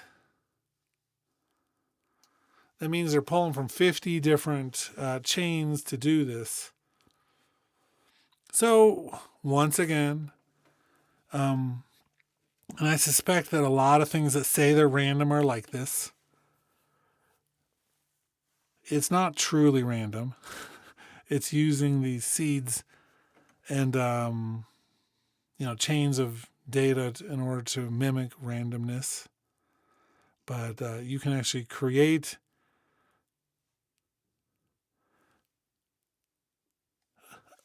a pattern that's repeatable with that. So I guess that's a useful thing if you're trying to do repeatability. Let's see, note number. So we're going to just do, right? So if I put that in the low range,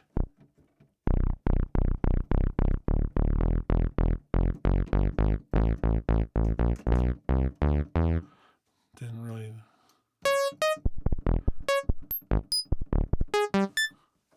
So my left hand is now random and my right hand is not. When is that useful? That's a good question. There are times that I like putting a little bit of randomness into things. Sure.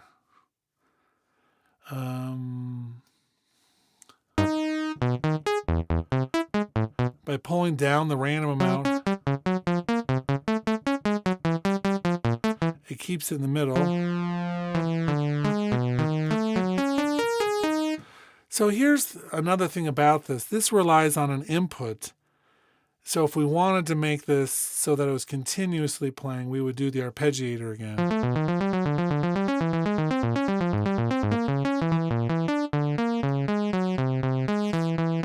And let's weight this down to lower notes.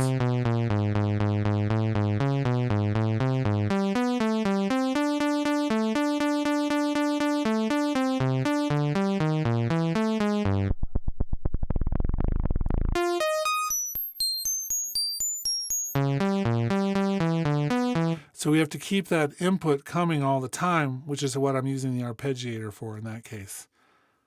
It doesn't have to be like, let's do an aftertouch.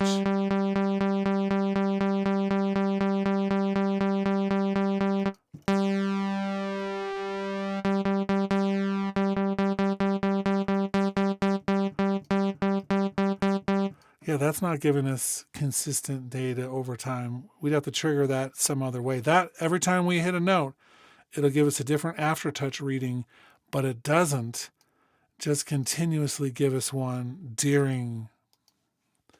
It's not like moving during the actual sustain of a note. I wish there was a way to do that. Let me think about that for a minute too. Because I feel like, here, let's put another modulator in the middle there. Fresh one. It's like I wonder if, because this is always sending out data. Let's send it down 16 for a second and add a modifier. And the reason I'm using 16 is so that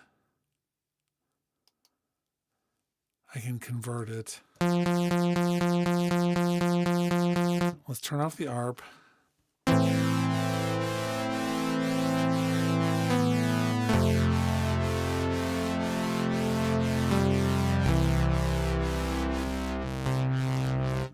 So we have that data coming. The modifier changing it to aftertouch. And let's randomize it.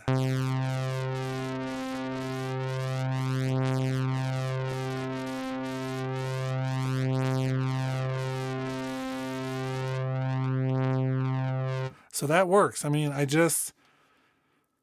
the modulator sends out constant data.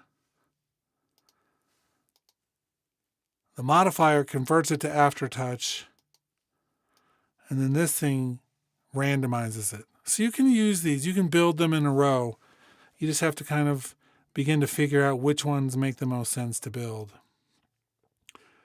So Randomizer is not truly random, but it's an equivalent. And it's not a constant randomizer. You have to trigger it with data. A couple things. We're going to skip scripter and do that one last. Transposer. We're going to see.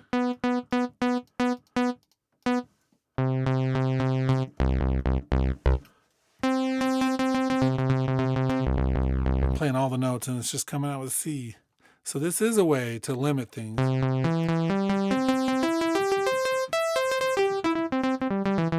It's not just a transposer, it's also a filter. So any notes I play are going to be in the key, on the chord of C right now.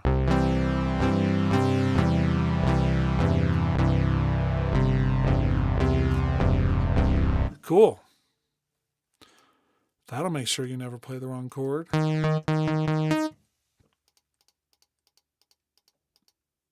Or maybe we want to do this in like G major.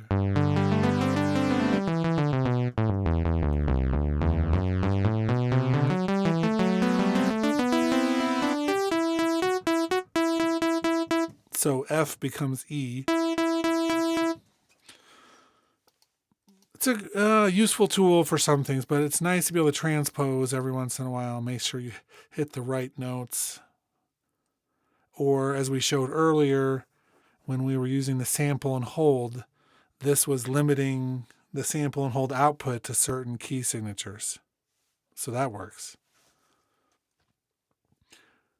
And you'll see some of the chords we have in here. Useful. Okay, transposer, velocity processor. We looked a little bit at the very beginning, but this allows us to control our velocity as we play it.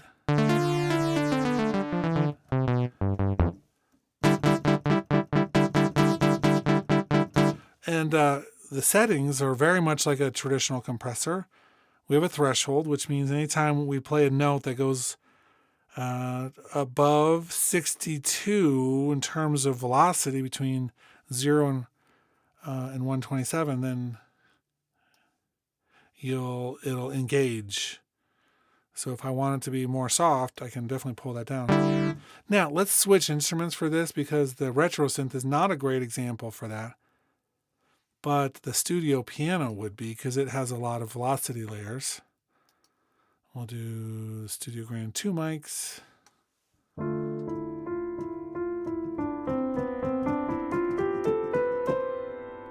And I'm playing louder, and it's still getting louder, it's just more controlled. If I want to do this like a limiter-ish, it's like I'm slamming on the keys, but it's not getting much louder, right?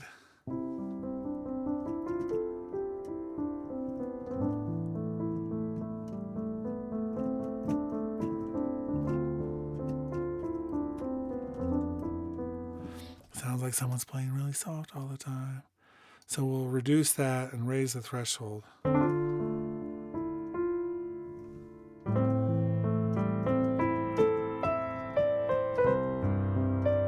So when might this be useful? If you're just like playing super hard and later you realize you want to be more controlled, instead of going through and changing all the data, we could just put this on there and it will alter the data before it hits the instrument. If we want, if we want to perform with a really low quality MIDI keyboard that doesn't have great feel or great velocity, consistent velocity sensors, then this could be useful to take a really crappy piano and make it into a better one. In terms of automating, I mean, all of this stuff can be automated, yes. So if I come into my automation mode and we switch down here to the velocity processor, the things that can be automated are auto gain, makeup, note off, note on, note range max, note range min, ratio, and threshold. So all of these things can be automated.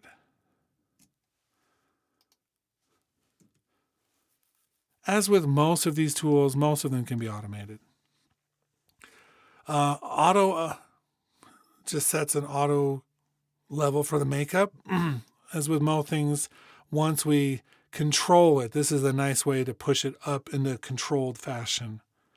So we can control the range of what the notes are doing and then make it louder or softer with the makeup gain. This is not all, because there's a few other nice little tweaks about this. One of them is set the threshold. And then let's go to, so a 1-to-1 ratio means straight line, right? Well, we can actually do sub 1. And what that's going to do is it's going to act as an expander.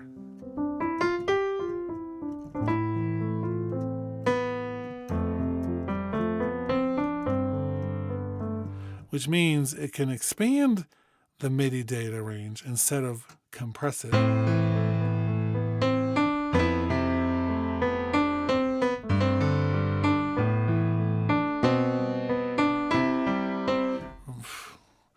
Sometimes you might want an instrument to really jump out. That could be a way to do it. On top of that, we have value or range. And then we have add or scale. So these are a little bit different. No matter what I do right now, the value is 32.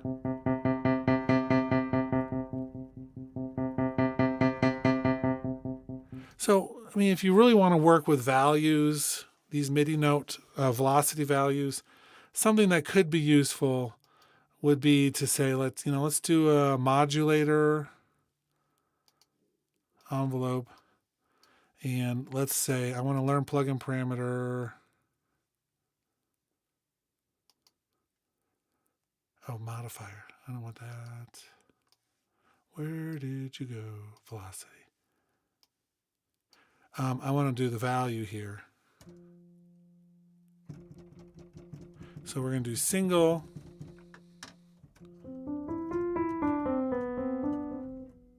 Right, and so now my velocity value is being controlled by an envelope. That's kind of handy. Or we could do a range, so if we want to limit the range of what can happen. Or if we want to add to or scale, this is a different way of processing the velocity. We're scaling down by 50%, or we can scale up by 200%. That means everything's going to be pretty loud, but we can adjust the overall range or do a little add or subtraction overall. On top of all of that, we can also do it with the note off values, not just the note on values. So overall, nice little Swiss Army knife of what we can do with that. Let's clear out some of these things that we're not using anymore. Okay, And that's it. Sweet. Except for the scripter, which is what we're going to look at next. So the scripter, this tool, is the most powerful of all of them. And probably, I don't really know this for sure. What I'm about to say is conjecture. But I'm guessing that if I were to write a third-party plugin for this, that maybe Java would be built in or something. I don't know. This is a Java script editor / plugin.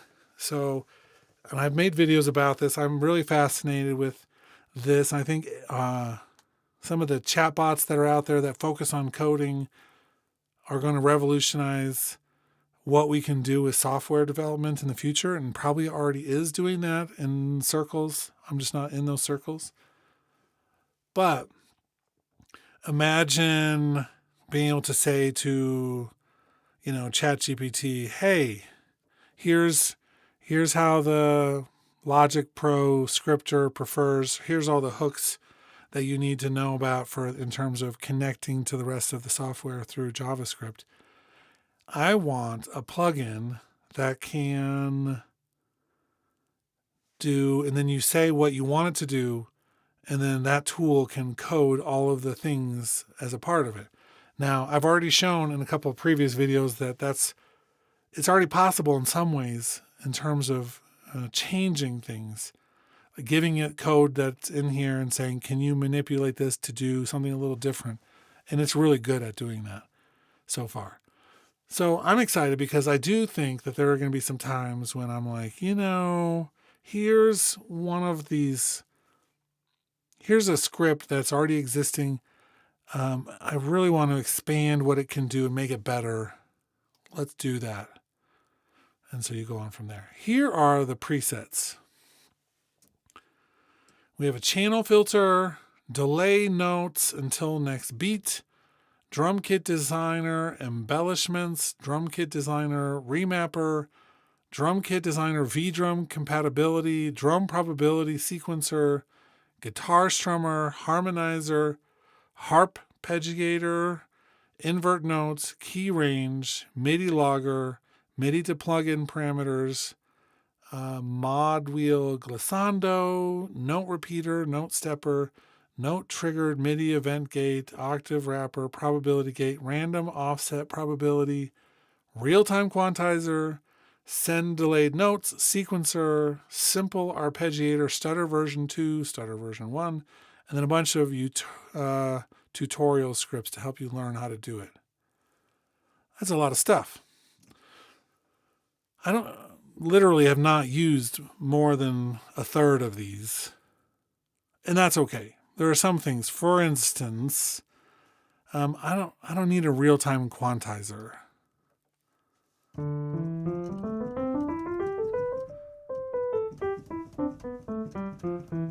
Nor is that. I mean, maybe I have to put it into play mode, but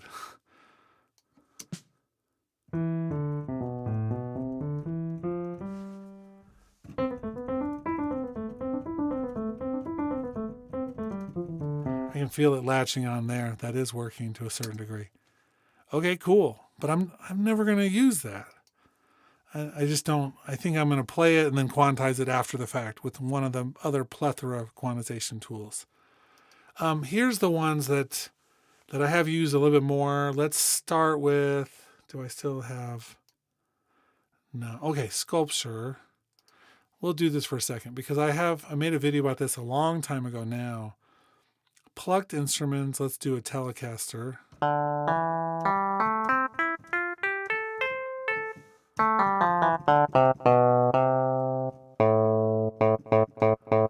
Right, so we have a Telecaster. Amp designer, cool.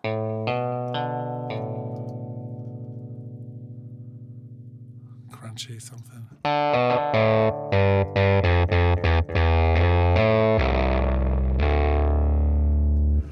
I mean, sounds like a guitar, sure.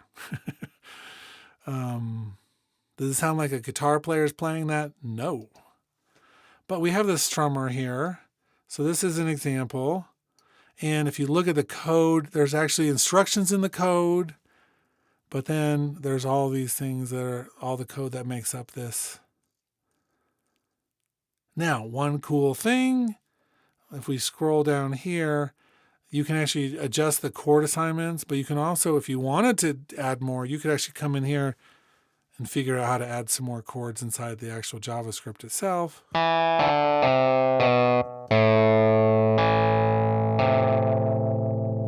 But what we need is, we have the scripter on that one. Let's pull it over onto that one.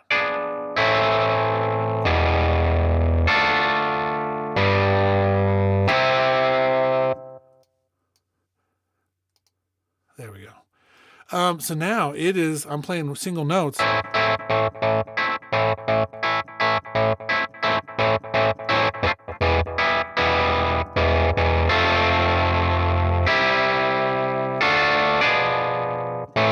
You have to figure out what chords you like. We do have, so the direction strum, follow beats. We can always alternate it.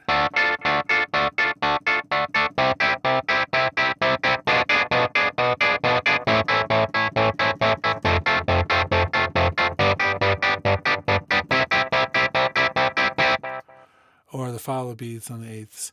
So it's like we can customize this to a certain degree. Let's do this with just a little drum pattern.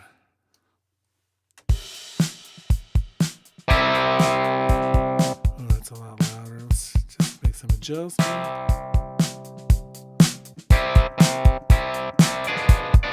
Let's see if I can get.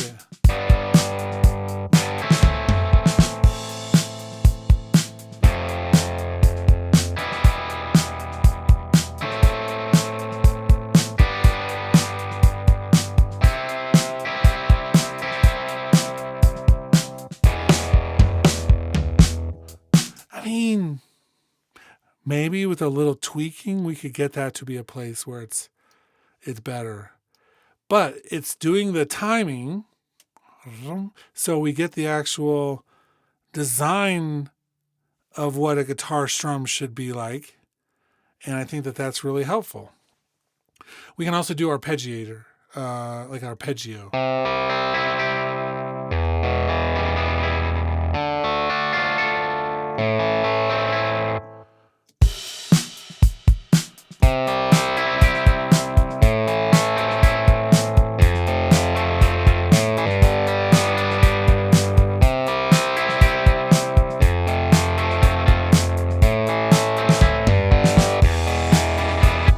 I agree, Plastidon, but maybe we'll get there and actually add some other instruments, but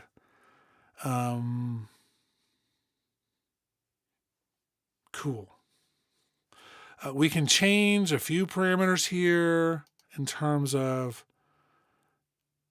what we want for the direction of the arpeggio, the division of it. We can change the random division. I wonder if I have. Yeah, we don't want that.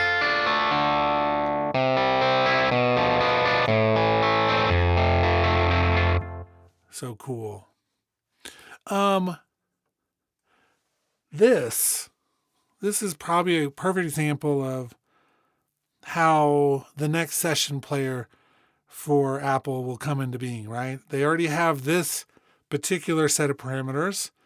They're going to throw this into a fancier thing with a bunch of sounds that have been sampled a little tighter with some of the pedal boards and things that have already been created. And then we'll get a new guitar session player, right? I mean, that's all that's going to be with some expanded parameters.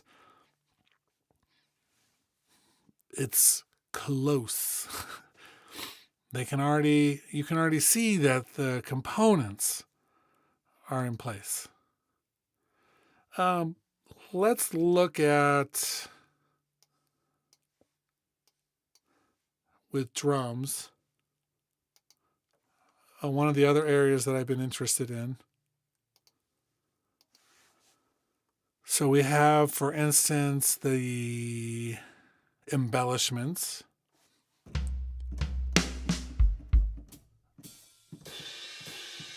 Octave 3.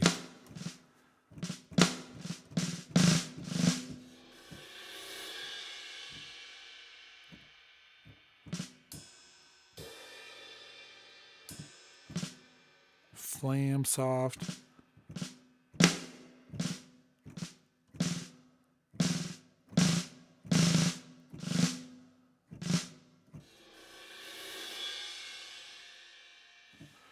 So these are things that aren't in the actual original drummer.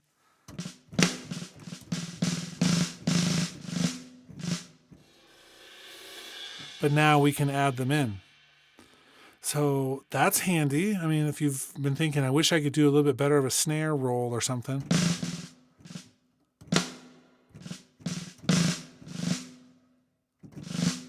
Right? That's a way to do it. Awesome. I find that that's useful.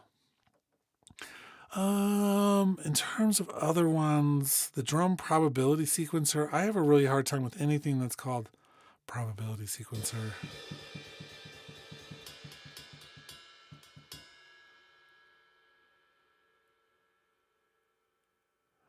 There are instructions in there.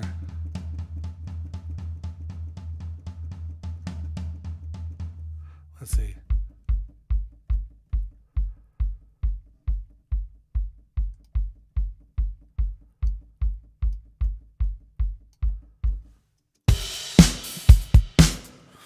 I haven't used this one, but I've always wondered. I don't like the probability stuff. Maybe we have time, but explain more about the probability stuff. I think they use the probability list too often, but I don't know. Let me delete that.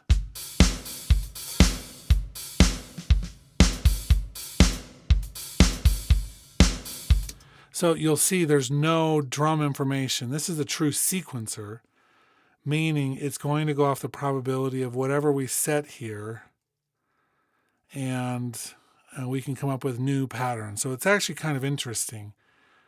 You don't have to use anything else. You can't really convert this to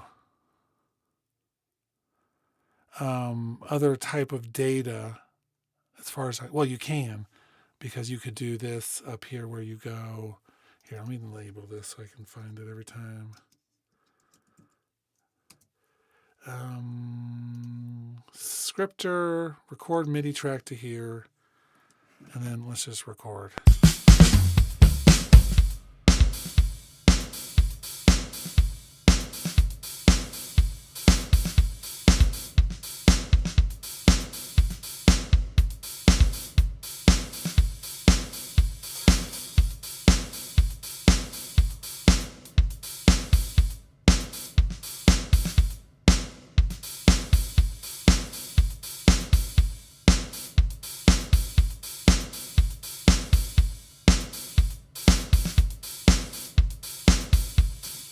Okay.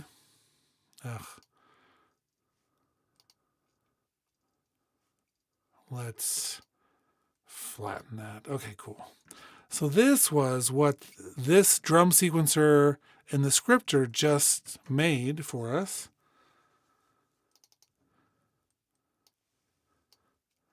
And it's a randomized pattern based on the parameters. So, I mean, you'll see there's a section that didn't play anything. I don't see a repeat of that. It looks more random than I was expecting. That's okay. I'm cool. But all the velocities are, let's see, velocity.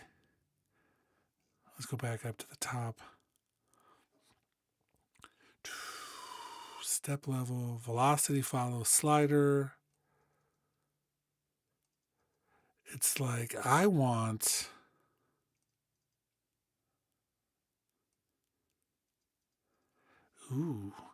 I want to, so this is an example of something I would use with ChatGPT, where I would say, take this script that we have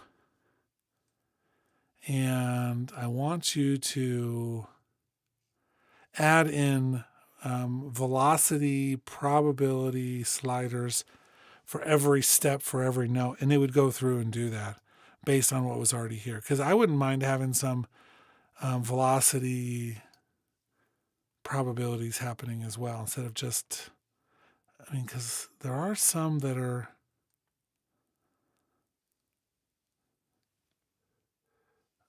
having different velocities, but I'm pretty sure that those are based off of a different parameter, not chance. Cool. Okay. That was actually, I mean, there's some benefits to having another way to sequence drums.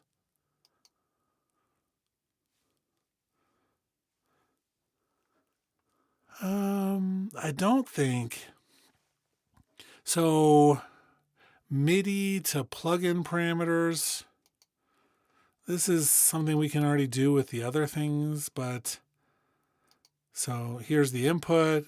The one nice thing about this, if I want my modulation, for instance, wheel, I can have it target 4 different things with different mins and maxes. So I can actually send one data stream into 4 different places with different ranges. That's pretty cool. Let's see. Every once in a while, I do want to use like a traditional sequencer kind of situation. Let's do one more track here. We'll go back to the retro synth. And I'll use the scripter. And I will use the sequencer. And let's just mute that for now.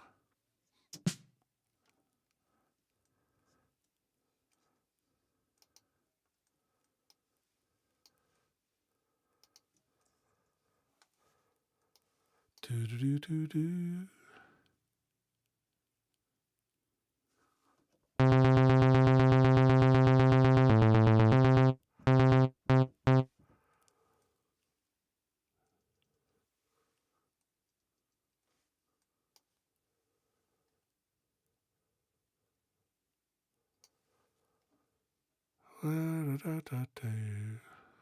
Come on, give me some more space. That is not doing what I was thinking, but here we go. No. Gate.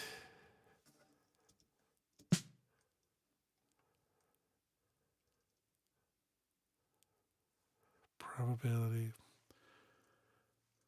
I thought with this one that it ran more as like a traditional sequencer, like on an old analog synth.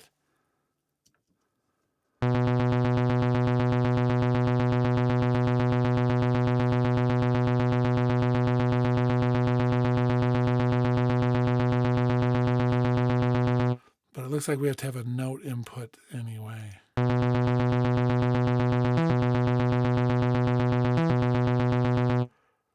I was hoping that we could just let it run without that.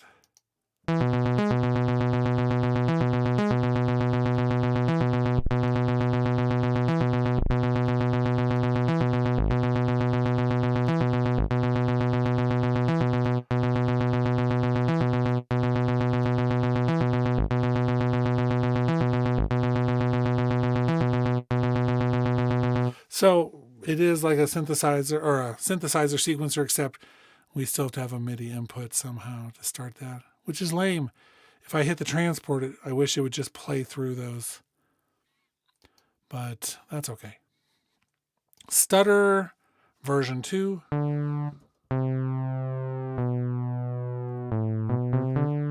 So group select slider. Huh.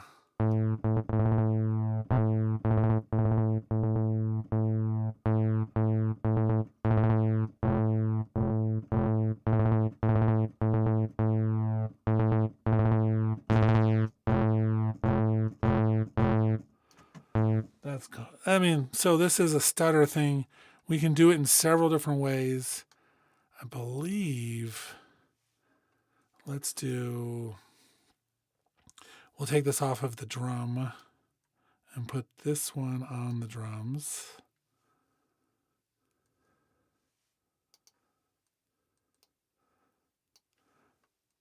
I believe. Right, but now we have, let's just start this at the beginning for a second. Oh.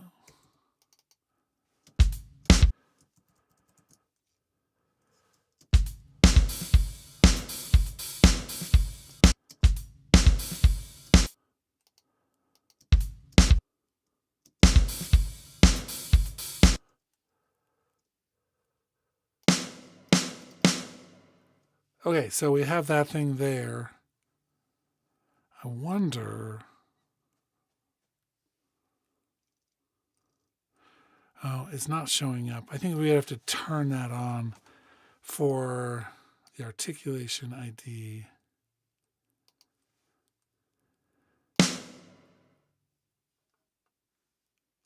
Oof, I'll have to figure that out as well. Because articulation IDs are super cool, except they don't always show up. And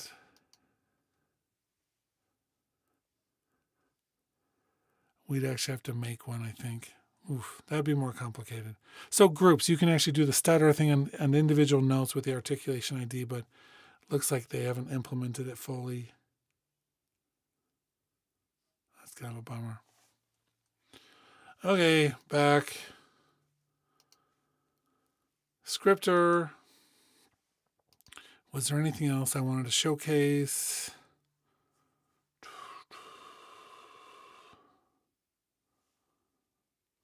I mean, I do like the idea of the random offset probability or the probability gate, but I don't know. The implementation for randomization type stuff in Ableton is so much better. I wish we had some more of that. And it wouldn't just be for instruments like this, but that you could use some of these things on the audio tracks as well, which is something we can talk about. Maybe it's almost a good time to do that, where we actually look at some more of the advanced topics. We're about 2.5 hours into this, which means we have, if we go the full time, 1.5 hours left, which is cool.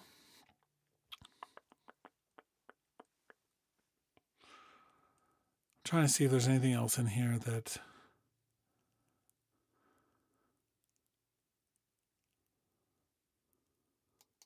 So the harmonizer.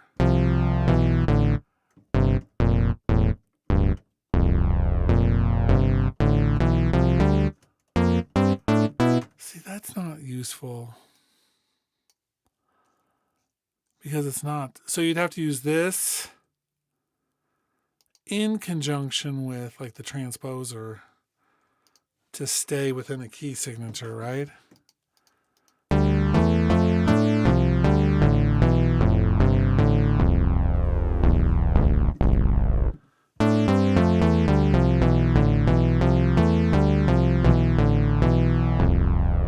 So you can get these things to work together, but okay, cool.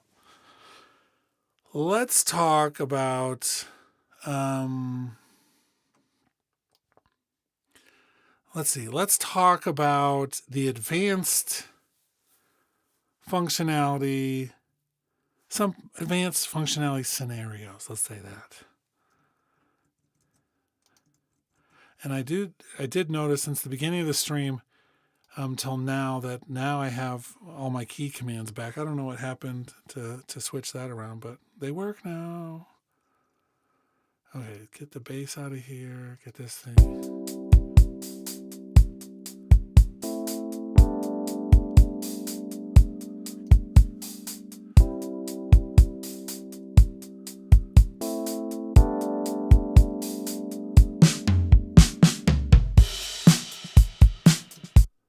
So say we have like an Apple loop that we wanted to add in here, right?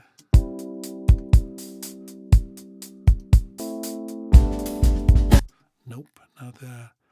What do we want?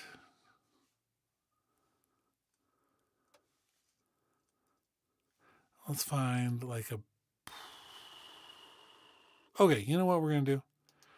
We are going to record. We're going to pretend like we have some audio in here just for the sake of today. So let's do the bass, right? And we'll do nice American upright.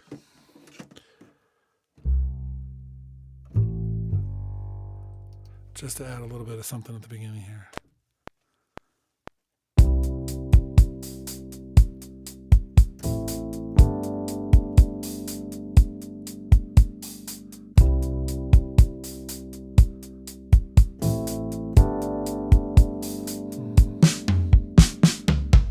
We're going to switch that bass for sure, because that wasn't...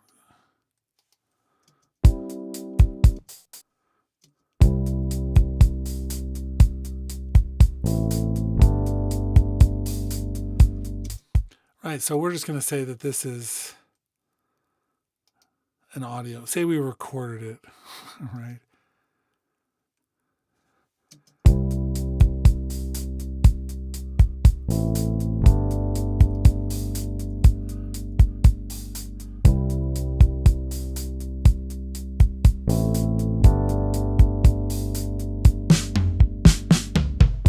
Right, so we're like, you know what? I really like being able to do some of that MIDI effects on this. It's like I want to be able to use the modulator on here for something, maybe add a little bit of a vibrato or something. You know, it's like whatever. This could be so many different things. And you'll see we don't have a MIDI effect over here, so we can't just easily do that. Although there are ways to do this that that seem to work okay. One of one of them is to make a new software instrument track, and we have to put a software instrument, otherwise they don't work. That's how it knows that you've loaded something. But we'll put the modulator here. And let's put a compressor here. This is one of the ways that I've seen over the years. We're going to use audio input. That's the bass part. But let's do this.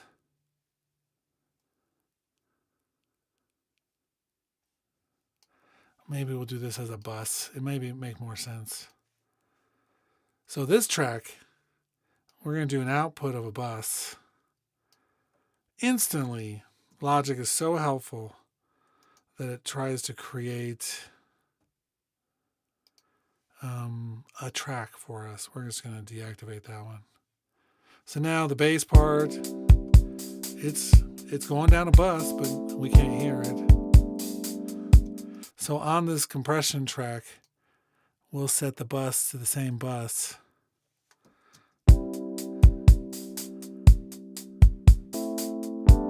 And you can see that it's coming down. We can't hear it yet. Let's go to sidechain and just...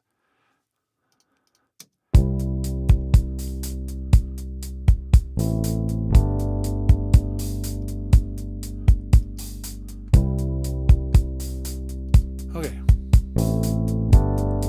So now we do have this bass part coming down using a sidechain into this other track. Awesome. It's not the only way to do it. There are other ways to do it. But say that now I want to be like, let's do something that's like really obvious. And so you can see what I'm talking about. We're going to use sample and hold. We're going to assign this to the learn plugin parameter and just choose a frequency. And we'll narrow that down. Right, and because that's going all over the range, we're going to narrow this down and put it up here so that it's just floating around.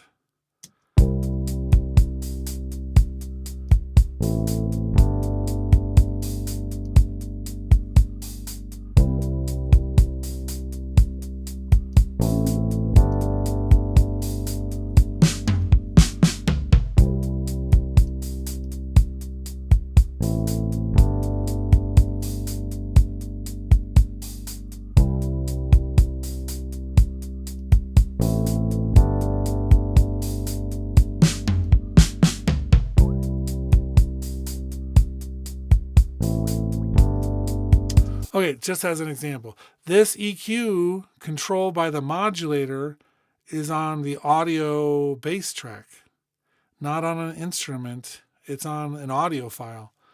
And so we can actually do this with voices, or we can do this with other guitars that we recorded with microphones or drums.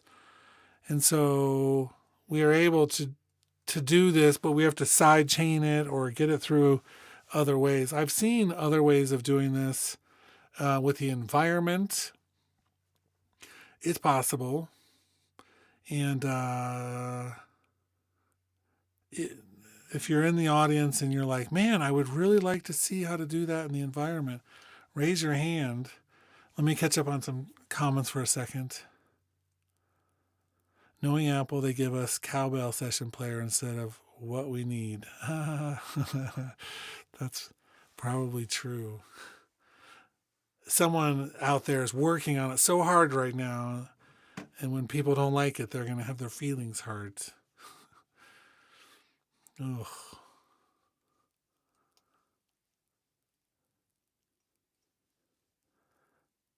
Nope, nobody's hands are coming up for the advanced environment routing functionality. Maybe for the best. Nah, let's do it anyway. You can't stop me. None of you can stop me. Okay, let's clear out our session a little bit.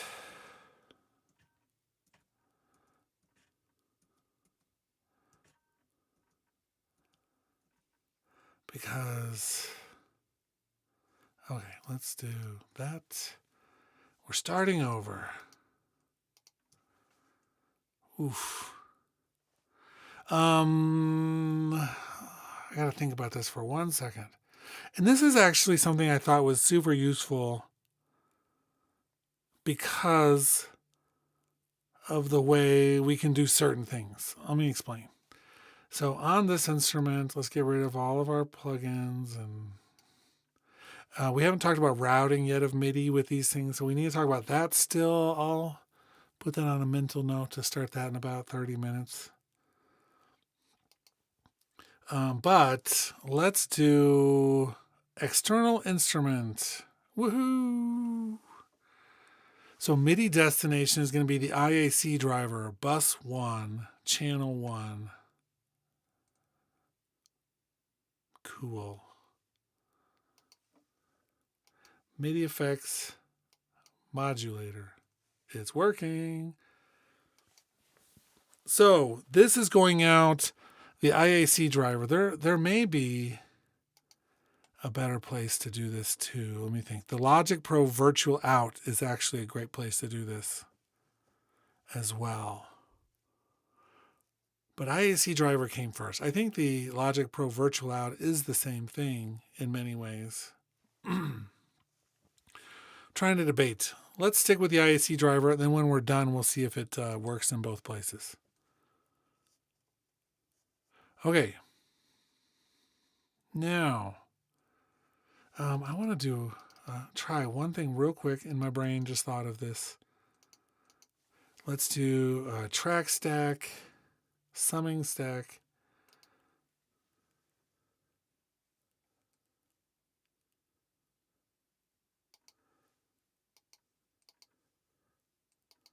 Yeah, so we can't do MIDI effects on track stacks, which would be really nice too, by the way, if we could do one up there and have it go to all the other ones. Let's get rid of that track. No. Okay, cool. So external instrument sends MIDI to one of our outputs. Those are all my outputs on my system. Cool.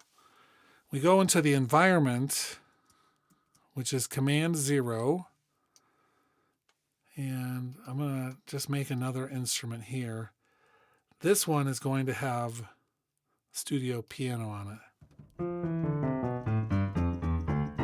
Right? This one has nothing on it. But we're going to move one of our ports here. Let's move our physical input into this main page. Come on, give me some. Yeah, there we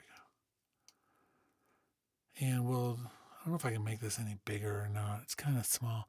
IAC driver is this first one right here. I'm going to pull that off of the IAC driver in a second. But of course, I want to do a keyboard and a monitor so that I can see what I'm doing all the time. So IAC driver goes into the keyboard goes into the monitor. I've got some low-level data here just flying in all the time. Oh, that data right there, by the way, is from this modulator. So if I were to come in here and bypass that, it would stop. Because I'm sending out the external instrument plugin into the IAC driver. The IAC driver on my physical input of my environment is now looking, it's being viewed by this monitor and this keyboard, which keyboard data is there and the modulator data is over there. Okay. Now, we're going to drag this into the keys.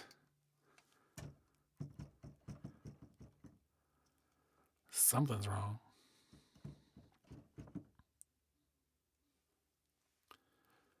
Oh, did I do that to the wrong one? I did. Okay, we're going to have to kill that one. Oh, I didn't mean to kill both. Okay, we'll do a new monitor. I just created like a little feedback loop, which is beautiful. This one goes to the one that says piano. So now my external instrument track, this first one that has just an external instrument, is controlling the piano one.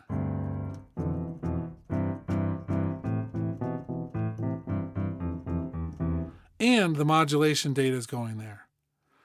So if I create a third track and put on this one like retro synth, we go back into here for a second. I can do another output of this directly into my retro synth one.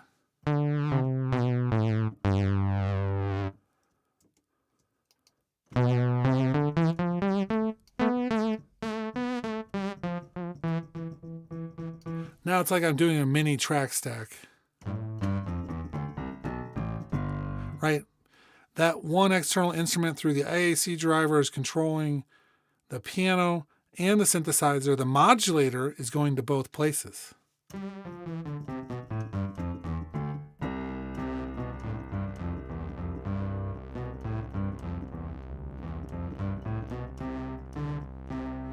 Cool.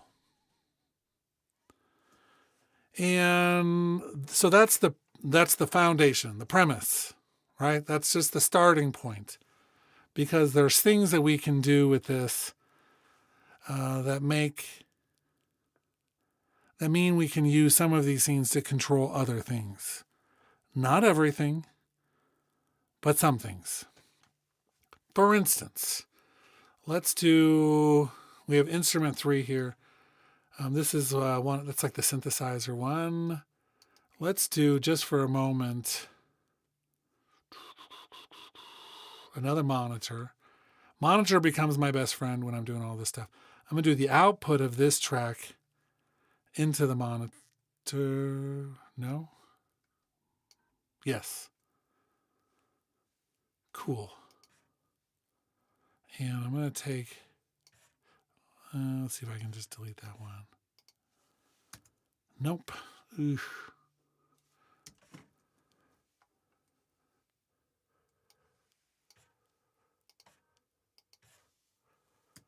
Nope. Come on. There we go. So this track with the retro synth is coming out.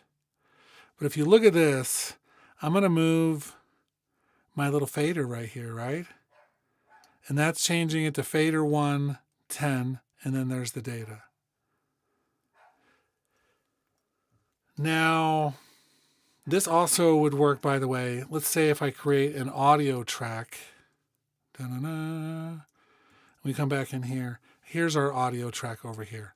I'm just moving these things around so you can see what I'm doing. But if I'm losing any of you, I'm not totally surprised unless you've used this before. But the audio output right there, you'll see I'm moving the panner, and it says F110, just like I did it over here. That's the data that controls the fader. So when I take this original one, which has this modulator on it, I can't set that to be a fader. Not really. But I can come in here. Let's see. External. Let's move that down. Oh, looks like I deleted the wrong thing there too. Undo. Come on. This is the external one going to that monitor.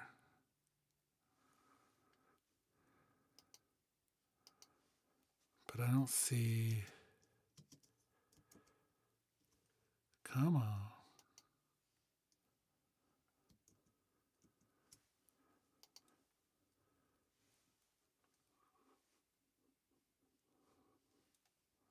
Oh.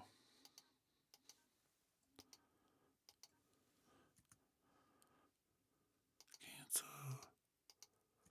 I just wanted to go here to there. Nope. Oh, I'm doing that wrong.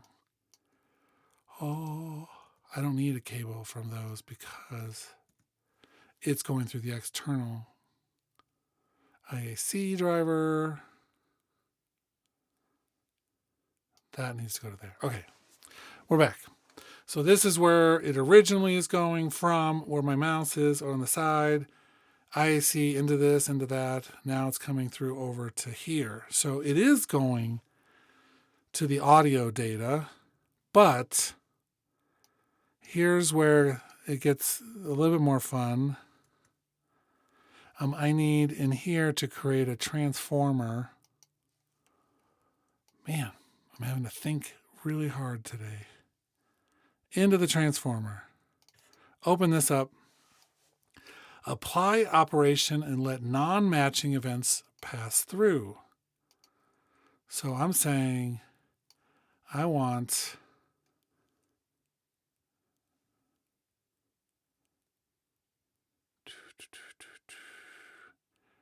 control data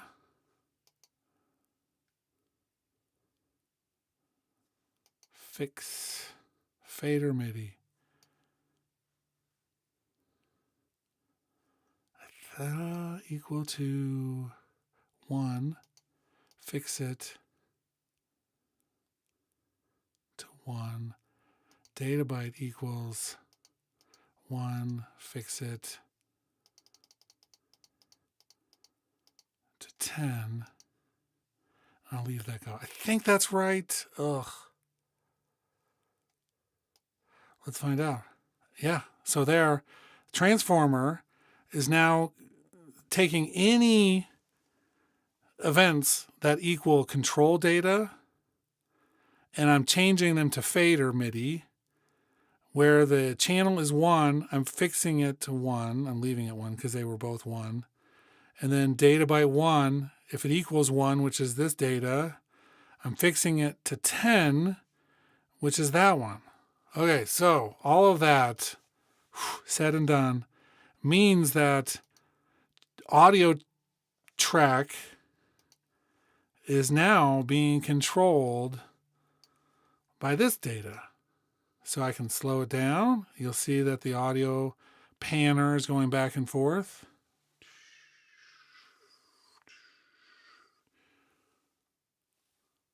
Boom.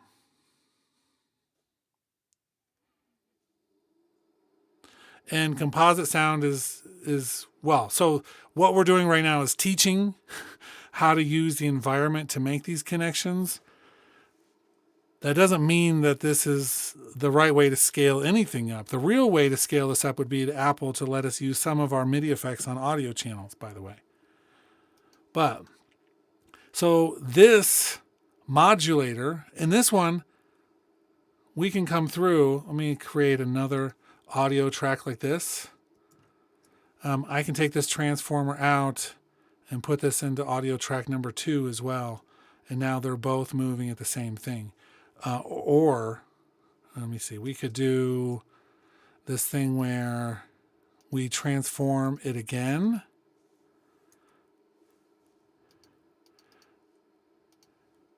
And in this one, we like reverse it or something, you know what I mean? So we actually come through and say, ooh, we want to take what you're doing and reverse it so that they're going in opposite directions, you know. So we can do a lot of that stuff at the same time, but in this case, we'll just have them both do the exact same thing.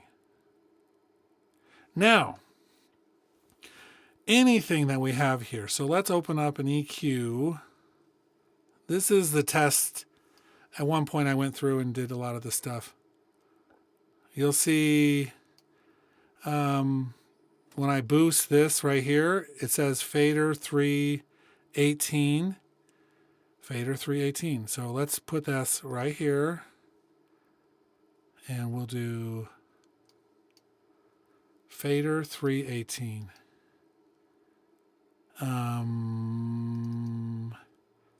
Fix it to fader type 318.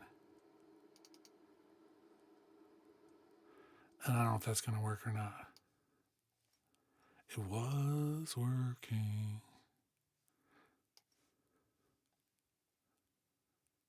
before.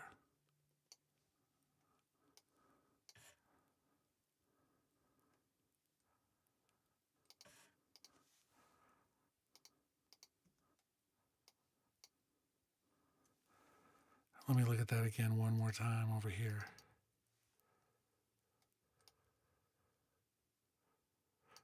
So, fader.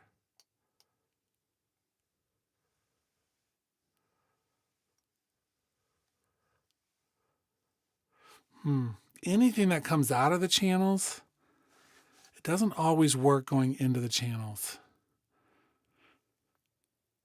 Obviously, we got the panner to work, but this is, I'm curious to see if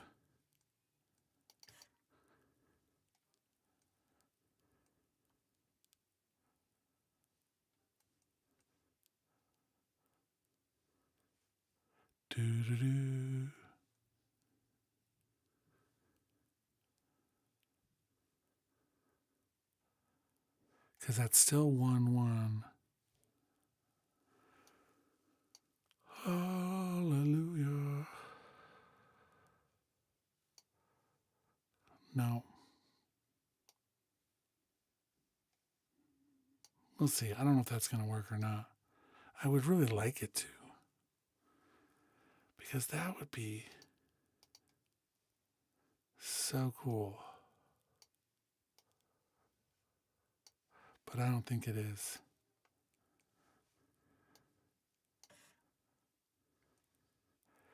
It says it's coming out the right place. Oh well, I'm not seeing it. Data here looks the same. I don't know.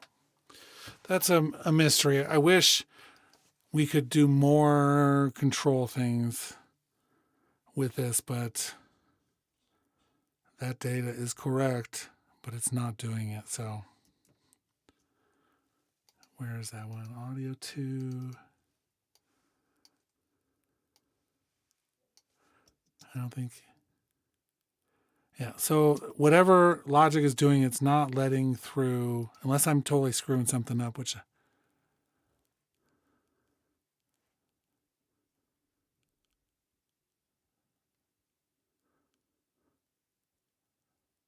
Hello from Germany.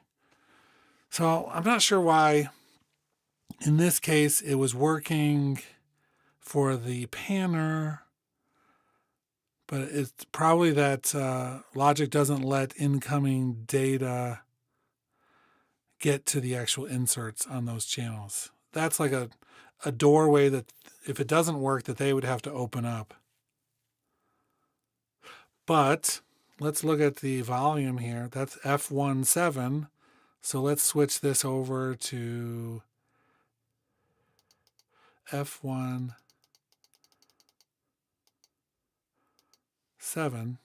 You can see it switch to muting for a second. So now my modulator on the instrument track is controlling the volume of these. That's kind of cool. So we can do envelope control. We could do LFO control of levels. That's kind of handy, including muting. I mean, we saw that the muting was working. I wonder if I go down. There's the solo button is being controlled. I'm nervous to see what else I'm controlling here. There's the mute buttons controlled. There's the panner. I'm sure somebody has a notation list of all the things that you can do here. But it's sad that I can't. Let's see, 1, 2, 3.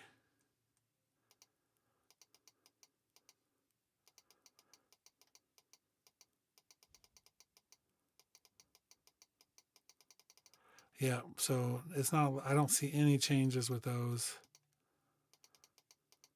And it was like 318, but nope.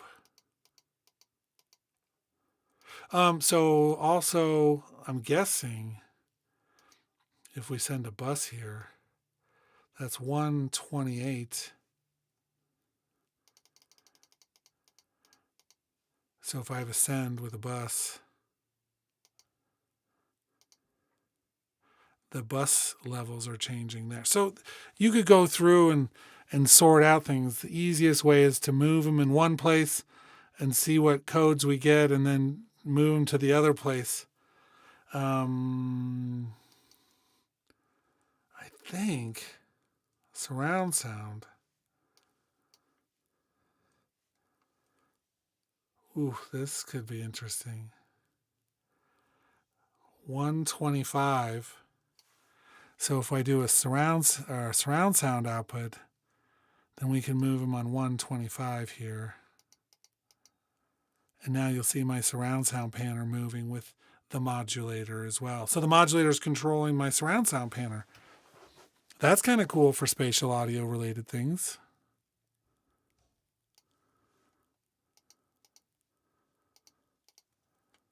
Super handy. We're in pretty deep with that stuff right for this moment, but let's see if we can't get it to do any other plug-in control. I really wish it could. So for instance, let's make this a little bit smaller. Let's see.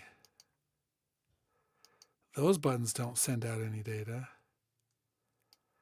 4, 1.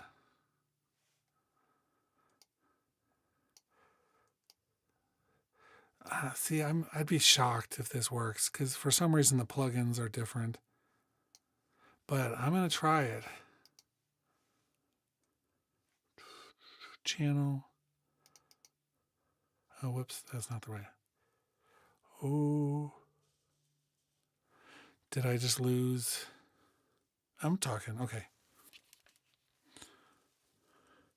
I lost my own audio. Hopefully you can still hear me. I just messed it up.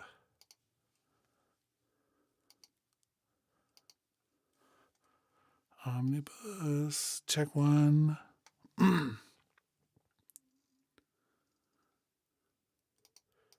Check 1, check 1. Okay, no. Well, that's weird. Okay.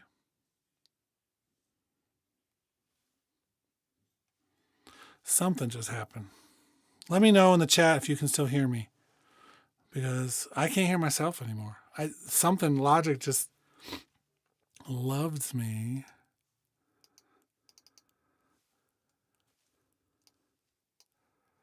So ratio was 4:1.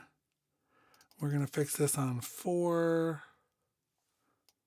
Okay, good. I'm glad you can still hear me. 4:1. Yeah, so the plugins are not working, but the channel strip stuff are working. I wonder how hard that would be for them to open up something like that. Obviously, in terms of the scope of what they're thinking, then I'm sure that's not on their list.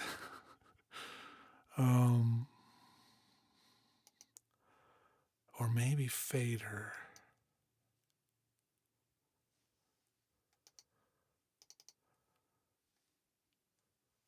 I don't know why that would change it, but we have other things in here which none of them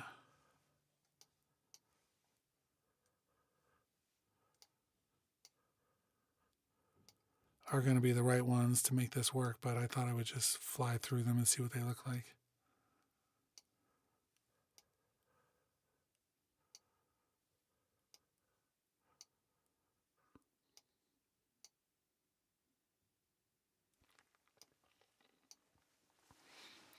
Okay. Oh, wait. Maybe I am doing that wrong. No, because I had it set to control data. That's right. Okay, cool. So enough about that. You can see that there's a lot of possibilities for what you can do in there. It doesn't make them all what you need or what you want, but that is another way of sending the modulator MIDI effect from an instrument channel through the IAC driver into those other things. We were going to look at one other thing with this, which is to see if it worked with the Logic Pro virtual out. That is easy to test in theory by, let's see, Logic Pro virtual in.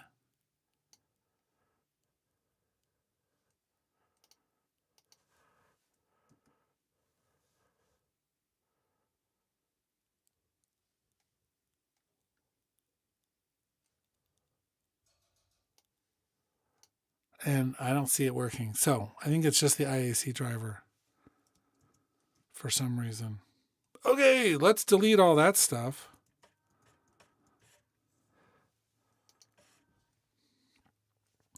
And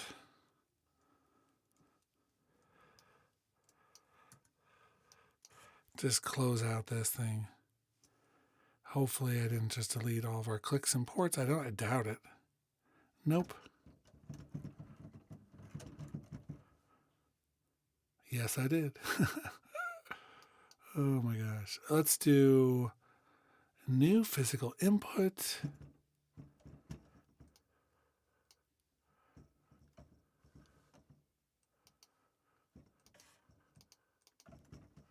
Oh, I got to add an instrument.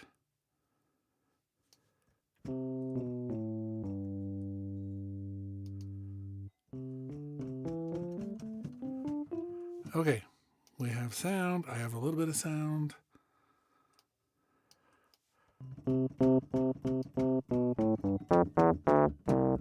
Cool.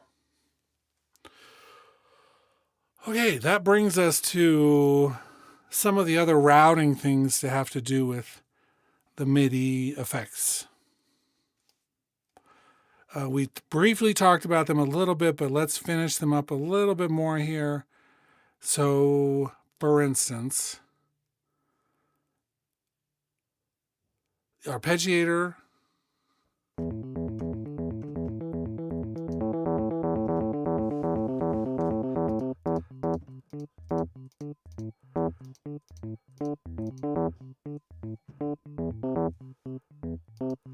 If I record this, just like that,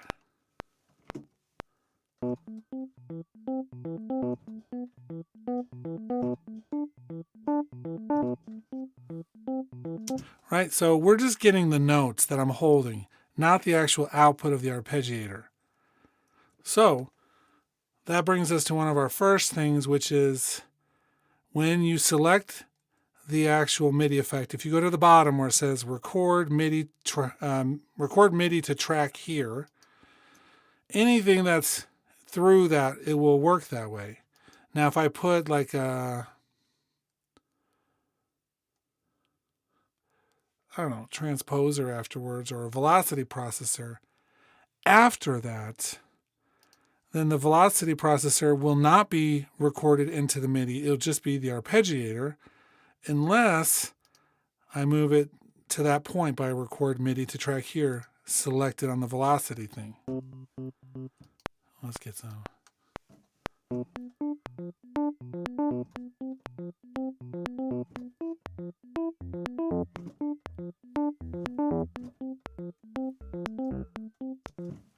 And now you'll see all the notes have been recorded. Cool. So that's an important distinction when we're doing that. On top of that, just more recently, we've gotten some additional routing functionality, and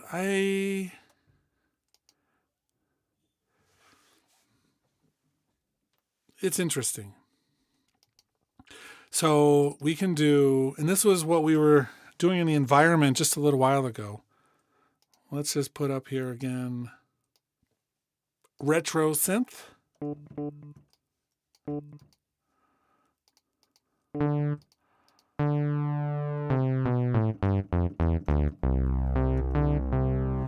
I gotta look at my sound routing for 1 second because I'm having some issues.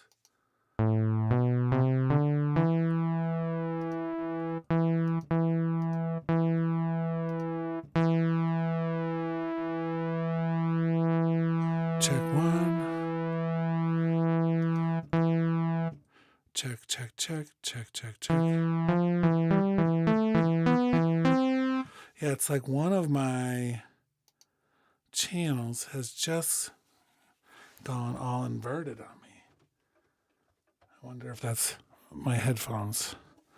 Okay, I don't know. Check one. Give me 1 second while I fix this. Okay, it's fixed. No, it's not fixed. What just happened?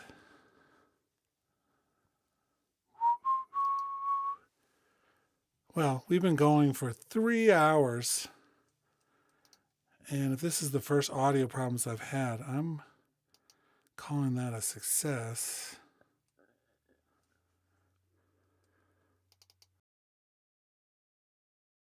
I have a phase reversal issue someplace.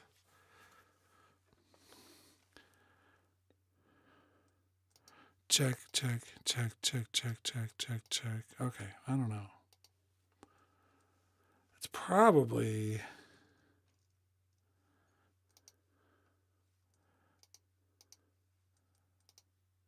That is so weird.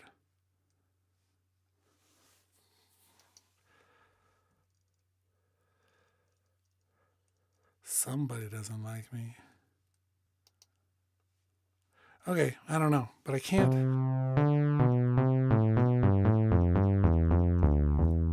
We're going to do one quick thing real quick where I'm going to reboot Logic for a second because I feel like it was when I was messing around with Logic. With this live stream, I use a thing called Omnibus to do my routing now, and it's really great, but I feel like this was an Omnibus problem, so I don't know. Let's hope that it's not a permanent thing that I've got to deal with. Okay, so back to Logic. Get that set up on the screen right. instrument, vintage synth. Yeah, something's messed up.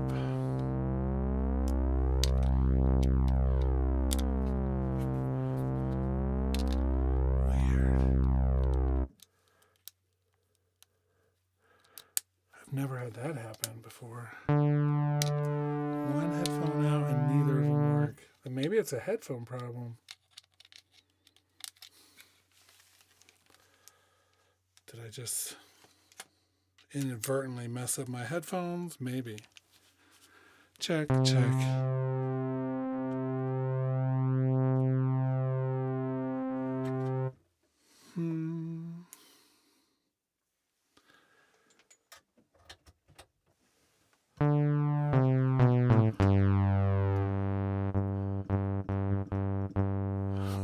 That's so weird.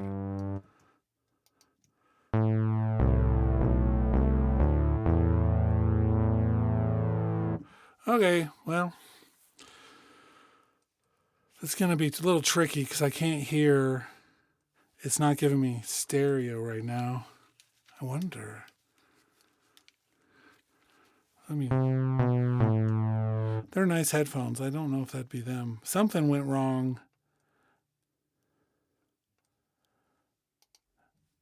And I can't fix it, I don't think, without shutting everything down.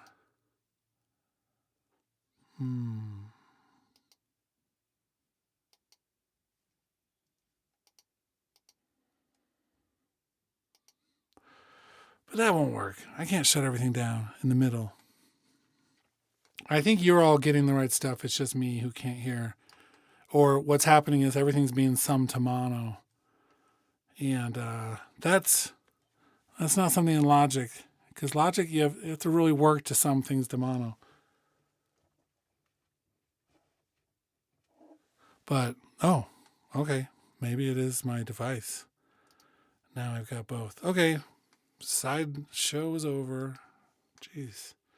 So, we're on to this. We're going to look at this with RetroSynth. And maybe put a MIDI effect, the velocity processor. And we'll even do, let's do another arpeggiator.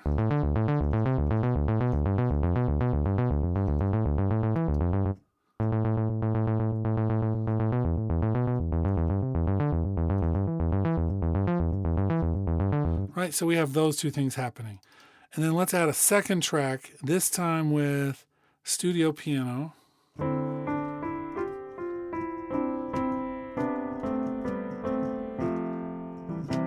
Right? And then I want to show you this before I go too much further. The internal MIDI in diagrams. You've probably seen these, unless unless you haven't. I know not all of you sit and read the manual. Oh, okay. Route MIDI internally to software instrument tracks in Logic Pro for Mac. Again, this would have been great to do with more than just instrument tracks, but here we are. That's all we have. Descending track. This is the top track that I have up there, instrument 1. I want to send that data into instrument number 2. And these are there's 3 different places we can pull it from. One is where the MIDI to track, and then after that, or that's actually really, so MIDI FX plugins up to where you have the orange arrows. That's important. And then all of the MIDI effects, that is the instrument input. And then the instrument plugin is the instrument output. Whew. What does all that mean? Why do we even have it? Well, it's kind of nice to be able to route your MIDI, and they thought, you know what, if we're going to be able to route our MIDI, why don't we just do it from a bunch of different places? So this second instrument, we're going to turn off the MIDI input, right? I'm playing my keyboard, nothing comes in. We're going to do instrument input.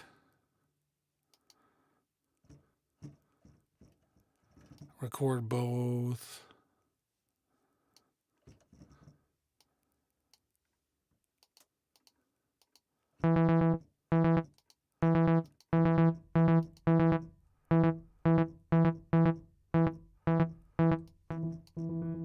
Let's turn the volume down on that one.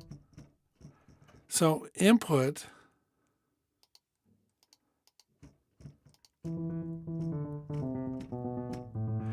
this shows you a little bit. So first of all, what we're looking at is instrument number 2, the internal MIDI is coming from instrument number 1. So instrument number 1 has to be record armed or input monitored. I don't know if it has to be record armed. No, just input monitored.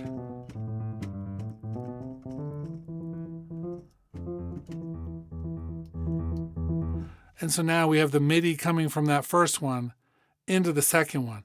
And it's coming after the arpeggiator, right? So let's do velocity, record to there. So the orange arrows come before the arp and after velocity. And on this one, we're going to come over here to where the internal MIDI is, and we're just going to say MIDI to track. That option showed up now because we have those orange arrows. So now the MIDI is coming from instrument track 1 to instrument track 2, but before the arpeggiator. So now I can do both of these.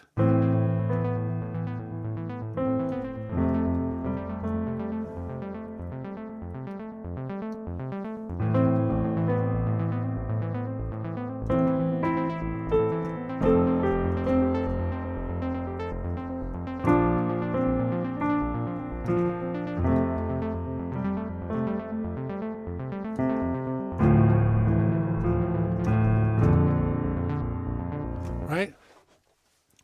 So it's a way of combining MIDI around with various tracks. It's the equivalent in some ways of what we did in the environment with the IAC driver, or a fancy way of implementing track stacks for instruments.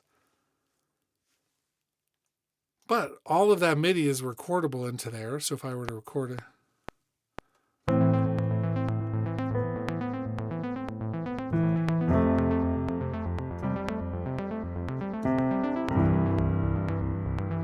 But right now, both tracks are getting the exact same data.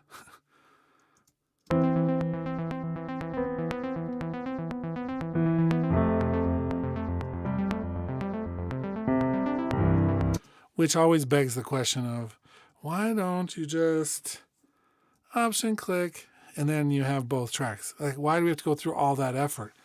Well, there's reasons to be able to do this. For instance, if we want to use like a modulator, right? So modulator in conjunction with MIDI input. So I'm going to say MIDI input all, fine. Record both. That means it's going to get that data, right? And then I can send out from track 1 that modulator. I can have it not just controlling the mod wheel. That's boring. But send it out just general purpose 1 on 16. And then any track that's receiving it, it's like I can now say I want to do like a modifier. And I want general 16.1 to go to learn a plugin parameter. We can't do those now. I wish. you've seen in the environment, we can control the panning with this stuff. It's just a matter of them enabling some of these things. But let's do an EQ. No, I don't want that one. Do-do-do. We'll do that one. And I'm going to scale it and add. Right, so we get a little EQ.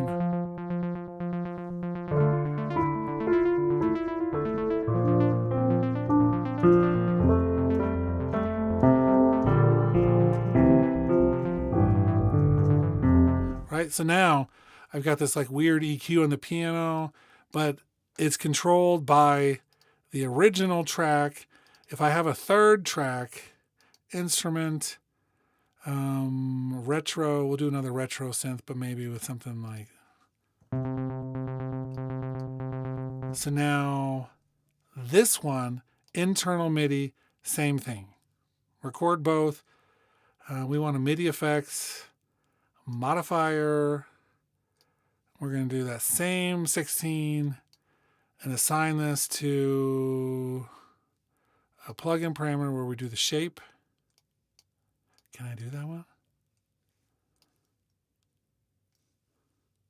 I guess not. Although I can, it's just not working.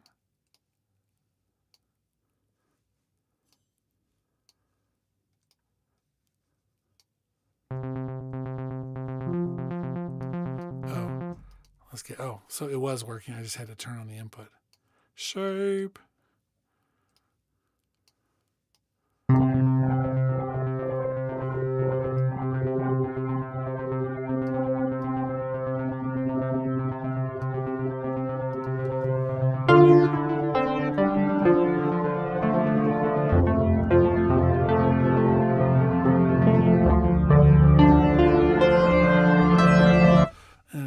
Do some gain staging.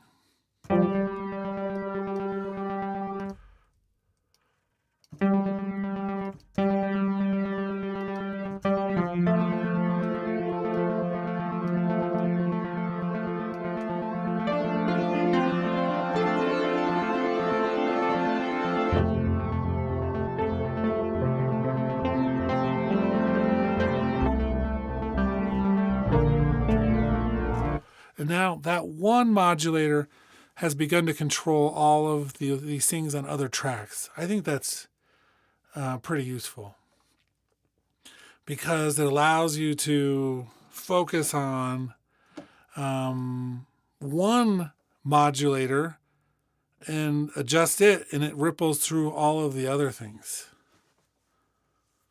See you later, Hakeem.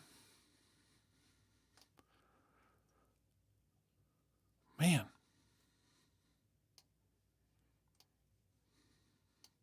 We are running with a tight crowd today, which is kind of cool.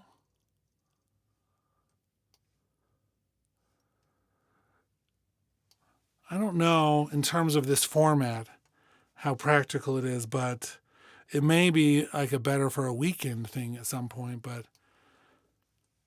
I like getting a little deeper into some of these tools for sure. Cool. So that MIDI routing, I think when I saw it, it was, I think, a really interesting, powerful way for me to like interact with it. However, the issue is that it's still limited. I don't have full control as much as I want. So sure, I can say, I want you to go where the orange arrows are, right? Go to the other tracks at that point. Why couldn't it just be, they could have just listed each and every one of those plugins and said, go after that one. Like, why make that so arbitrary?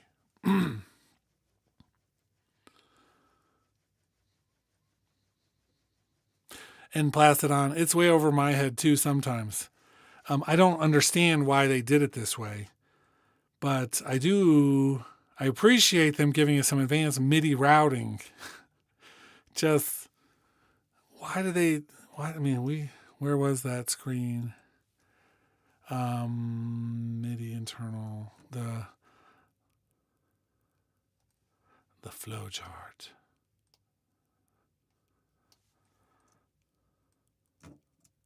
There it is. It's like, what was the point? Okay, so actually we're not even done yet. Ooh. So let's change retro synth on that first one to be, which one do we want? We want sample alchemy. This is one of the few instruments right now that we have. I'm going to come to this third one and look at this MIDI internal track in. It added a third category, well, really a fourth, off. MIDI to track, that's when you have those little orange triangles on tracks where you're recording MIDI effects to the track part. And then we have the input, which is after all of the MIDI effects, before the instrument. And then we have the MIDI output of an instrument. And Sample Alchemy is one of the only ones that we have that actually has a MIDI output. And that's partially because with Sample Alchemy, when you move things around, some of the things, it actually creates MIDI data. And why do we need a MIDI output of Sample Alchemy? Your guess is as good as mine. I don't know. So we'll see. I don't actually know. Do they have anything in here that shows the outputs? No, I don't think so. So, like, look at.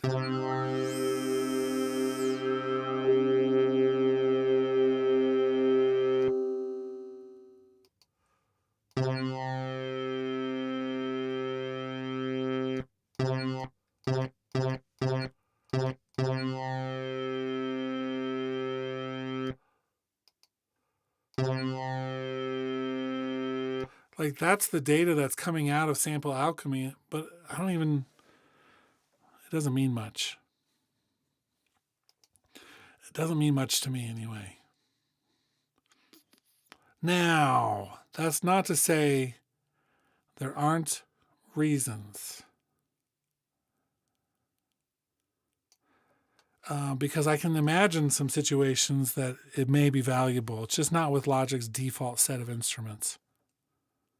If that makes sense. Let's see. And then I think we should actually get into making a little bit of a song for a little bit and actually using some of these things. But we got to talk about this last area, which is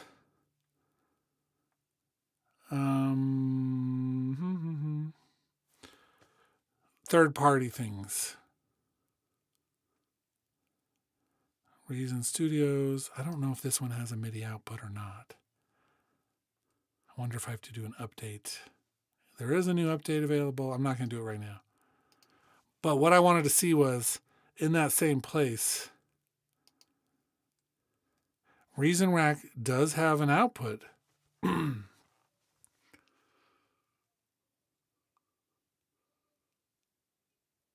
Interesting. I'm not going to dig into that right now, but so Reason Rack can be a source for the other channels as an output of the instruments.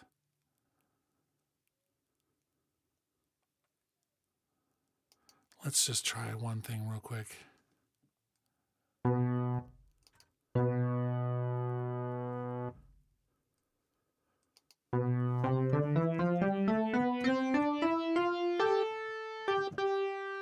So Reason Rack, let's do a player, chord sequencer.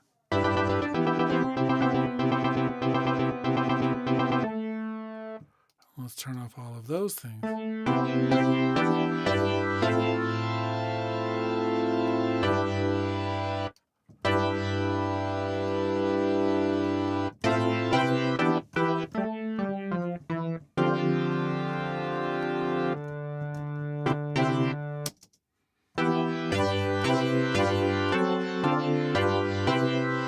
So right now, My Reason rack is on channel 1. I have one of their chord tools.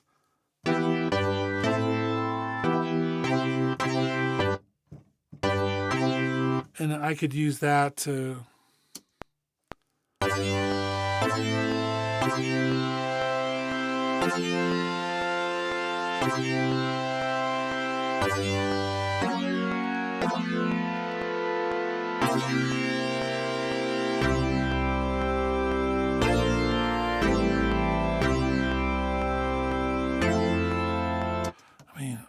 I find all these chord generators kind of tedious in terms of what they can do.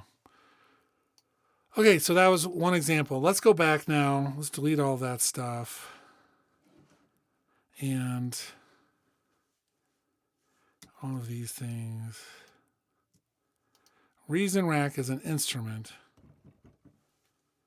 That's not what we want. Let's erase that too.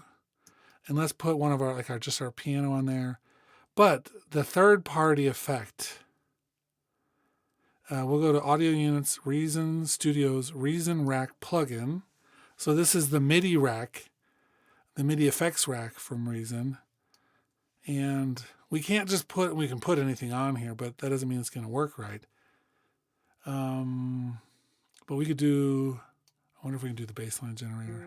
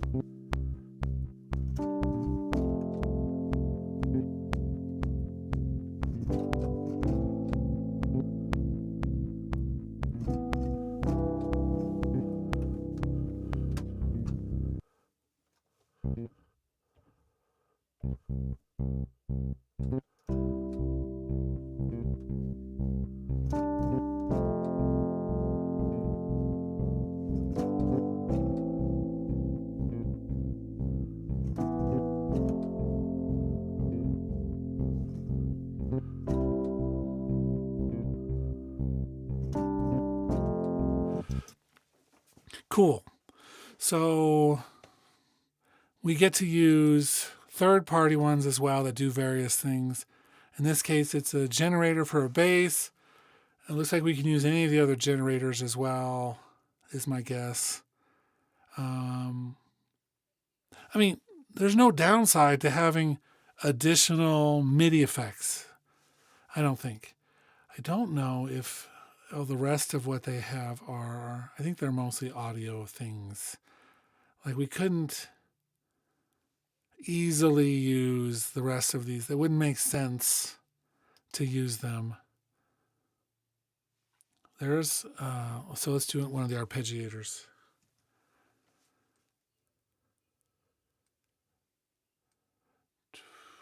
Or the matrix pattern sequencer, which is kind of cool. We'll try the arpeggiator first.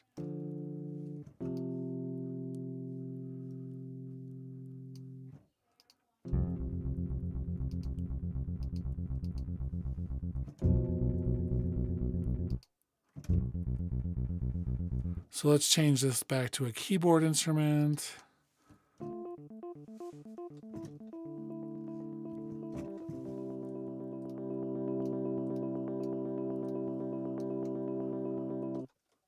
And I wonder if they have any cool presets. It doesn't matter. It's just an example of using a third-party thing within our song. And I don't know, browse.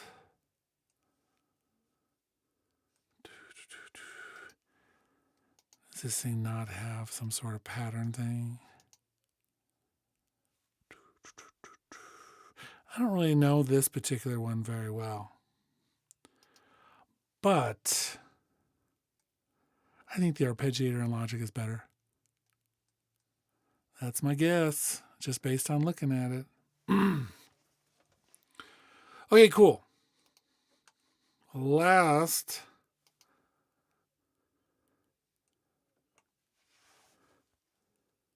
Plastidon made it through most of the stream. I mean, it's a miracle. I haven't picked the song night yet, but I will be picking it soon and trying to stick with it every week.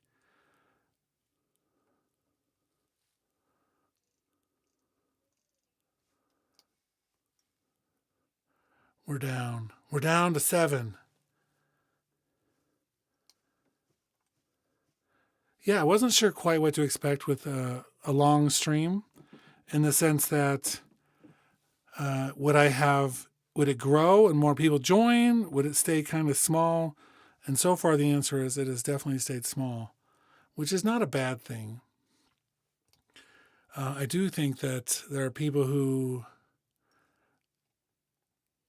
have the time and energy to sit around.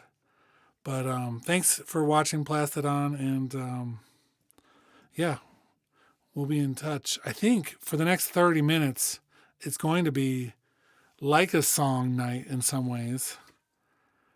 We're going to put together a song, but the focus is going to be using the MIDI effects. So that's our goal right now. We're going to take some of the stuff that we talked about and try to see where we can apply it in real situations. And so that's the goal right now.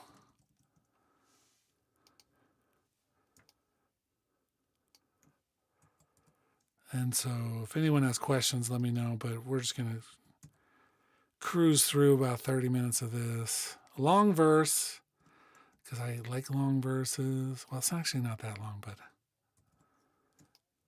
we're building our arrangement first. That's what makes the most sense to do, almost always. People who run into 8-bar loop problems, which should be a 4-hour stream topic, but that's usually what happens. 4-hour stream. I haven't had... Logic technically hasn't crashed at all in all of this time. I had to restart it once, but it wasn't that issue with my headphones.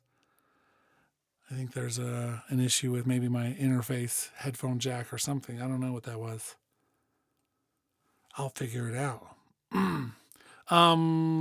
So got our arrangement stuff set up. Let's do a session player. And the reason why we do the arrangement first is because it will do an arrangement for us of whatever beats we put in there in terms of the drummer or the session players.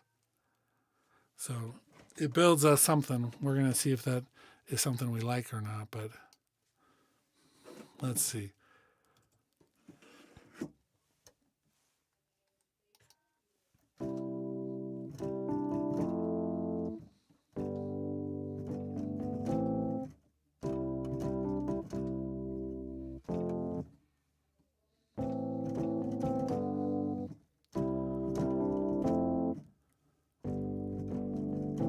Something simple.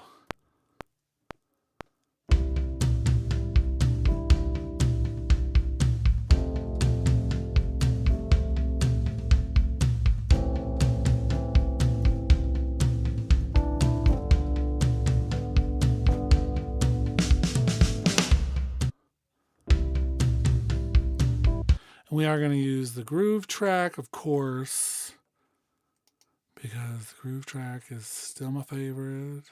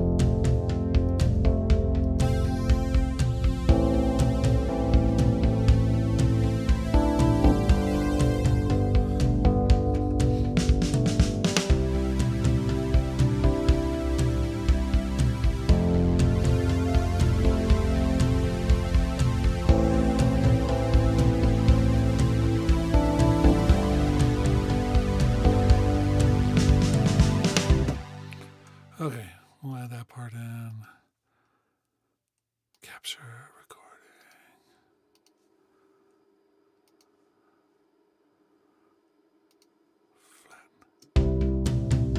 Flatten. Oh, didn't catch the beginning, so let's undo. Okay, we'll just record it this time.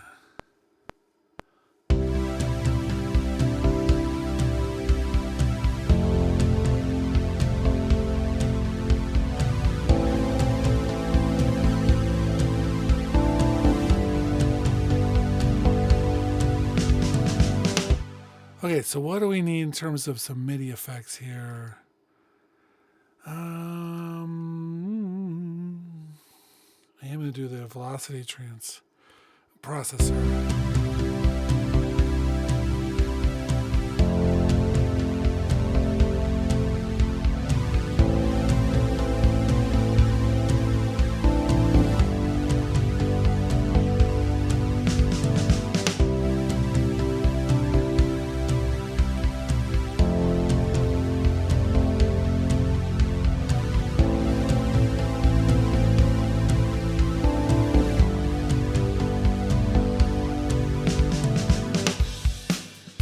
Okay, and then let's do,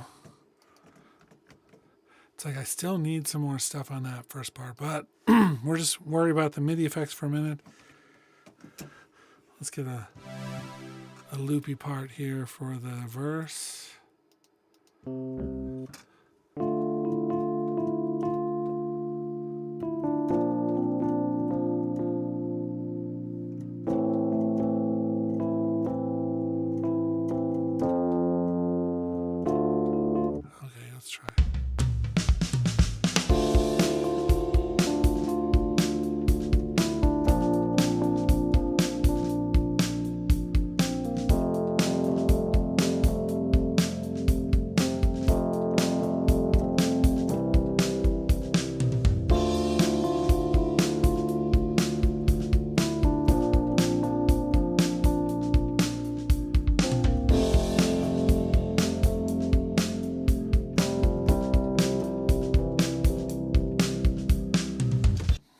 Repeat that for the moment.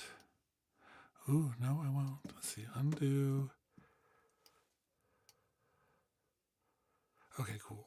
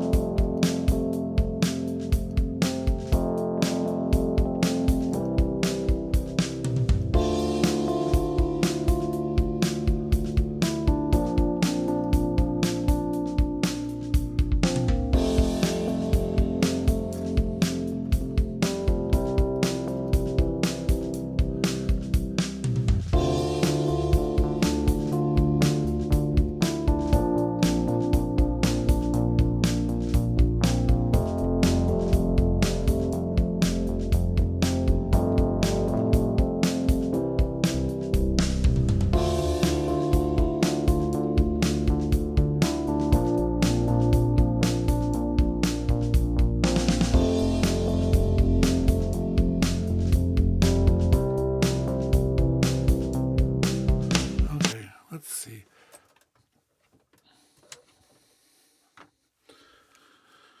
I'm going to turn on my other control surface for the recording things. It's so much easier to be able to hit record with a button than a mouse.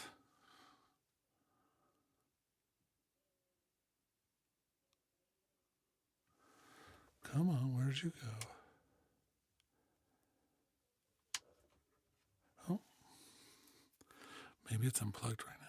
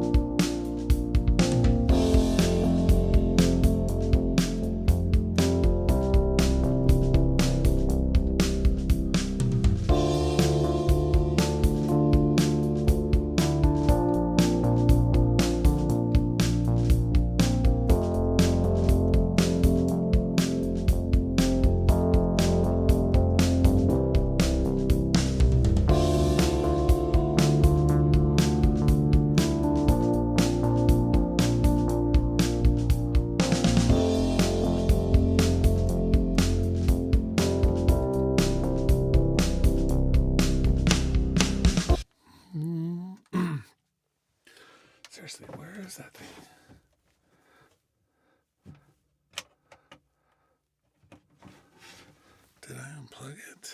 I don't remember unplugging it. Oh well, I'll fix it after. Love it when things are unplugged.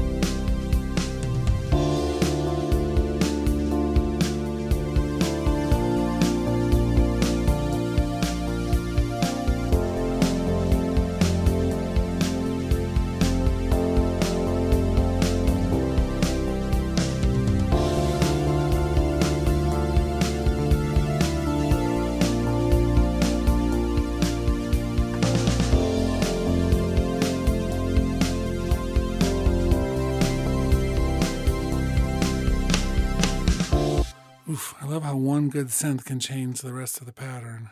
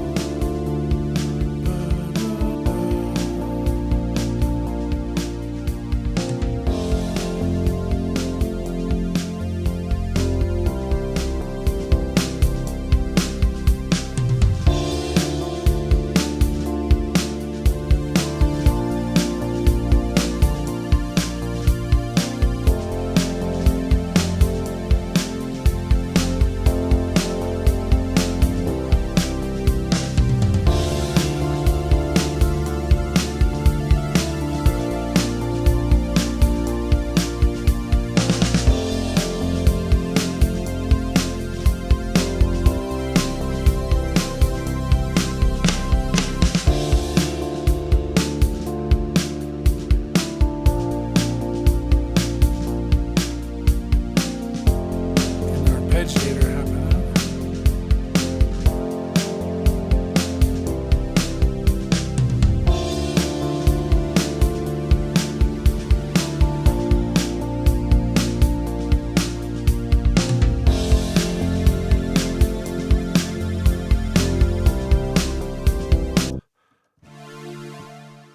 Okay, let's hear what this one sounds like.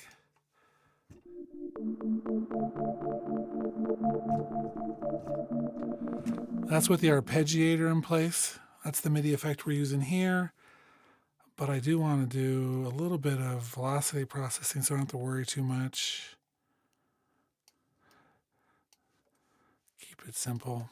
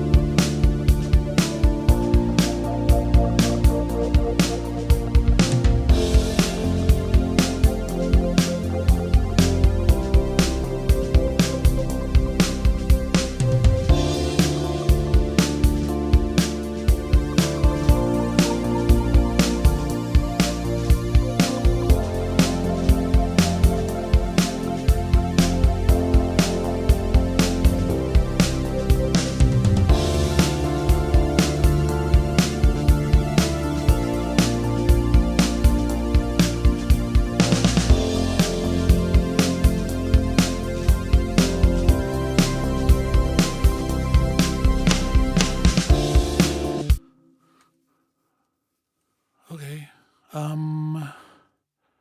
We're going to cheat one thing, which is we're going to use the Reason rack.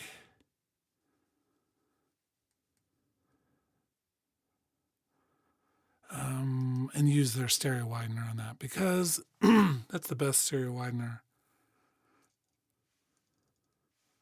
I've ever heard.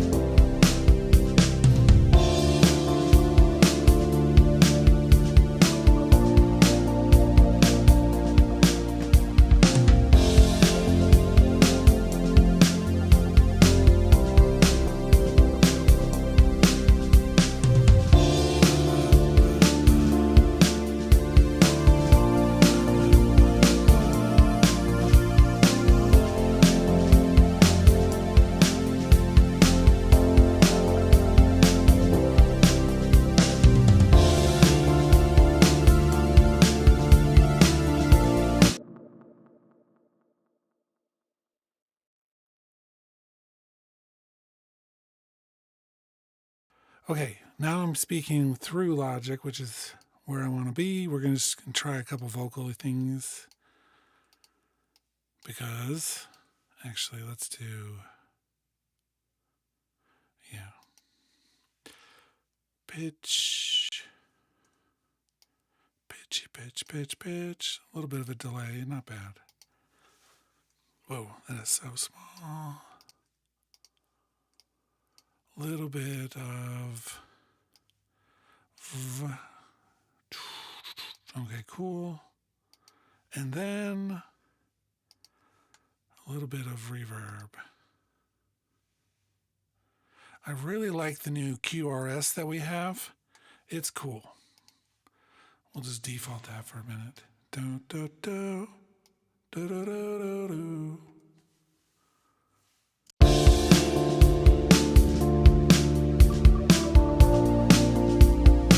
Do, do, do, do, do.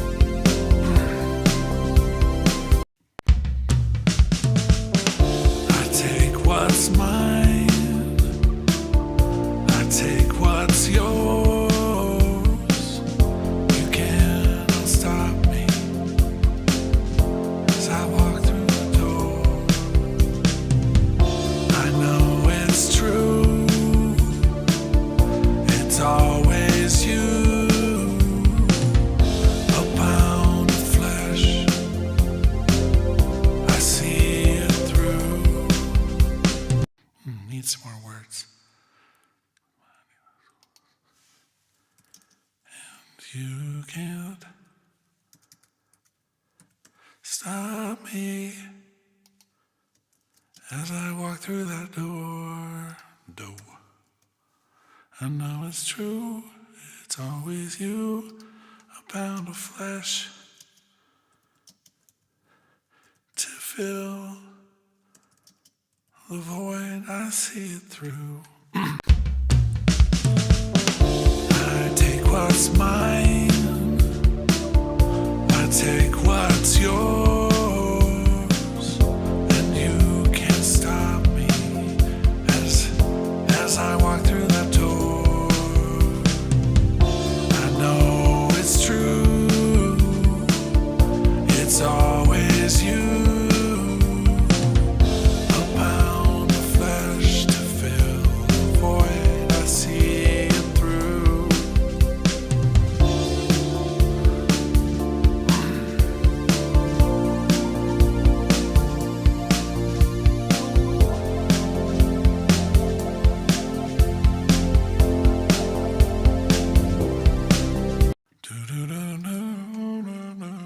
Kind of like that. I'll take my chances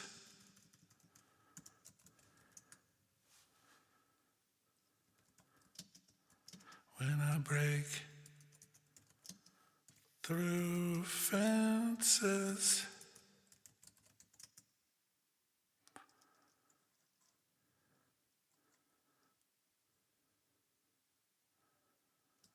I'll drag you along.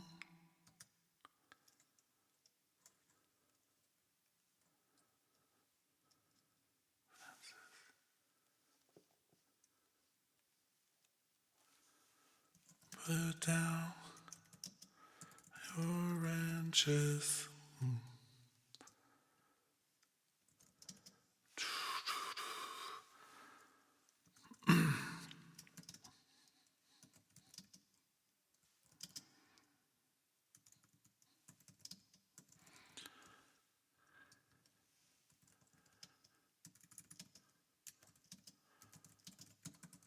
That's not gonna rhyme or fit. Do do do do do do do do do do.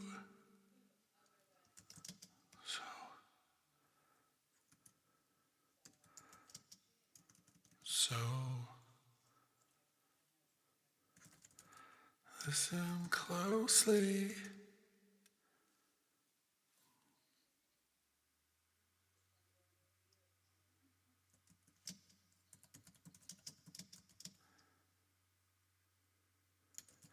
Okay, that's dark, but okay.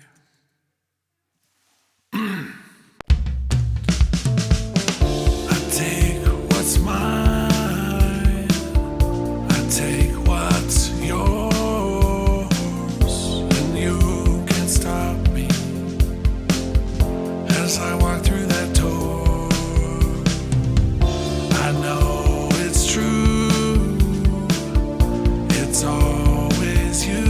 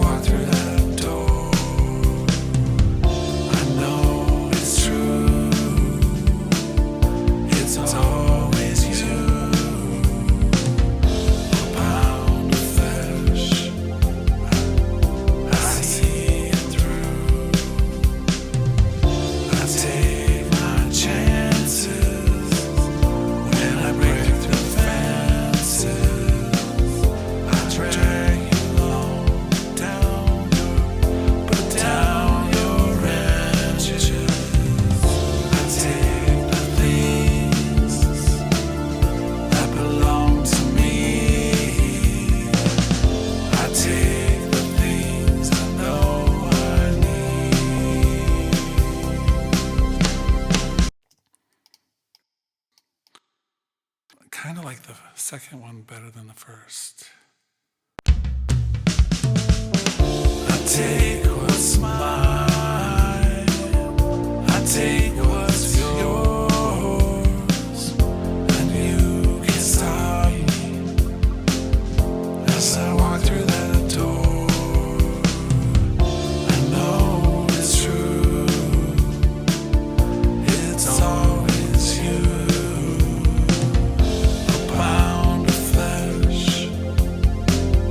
I see it through.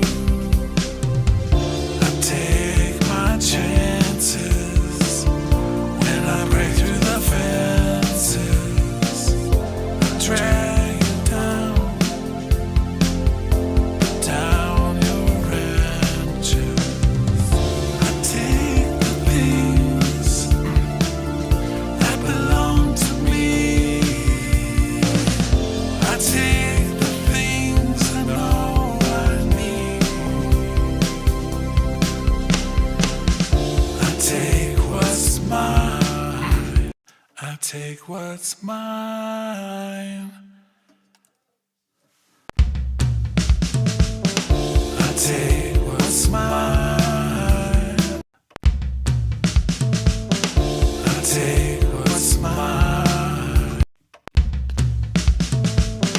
I take what's mine. I take what's mine. I take what's yours, and you can stop me as I walk through that door.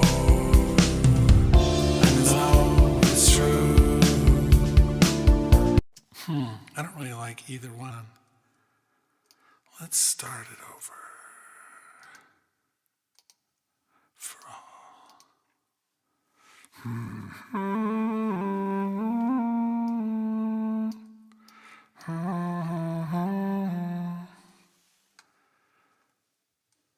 We'll see if we can't. Ooh. Last try.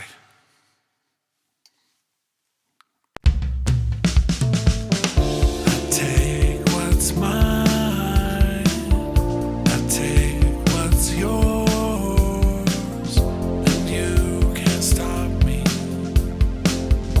as I walk through that door. I know it's true. It's always you. A pound of flesh, see it through. I take my chances when I break through the fences. I drag you along, put down your wrenches. I take the things that belong to me. I take the things I know I need.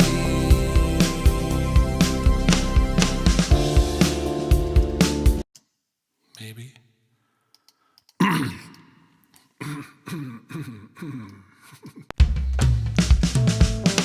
I take what's mine. I take what's yours. And you can't stop me as I walk through that door. I know it's true. It's always you. A pound of flesh, I see it through. I take my chances when I break through the fences. I drag you along, put down your wrenches. I take the things that belong to me.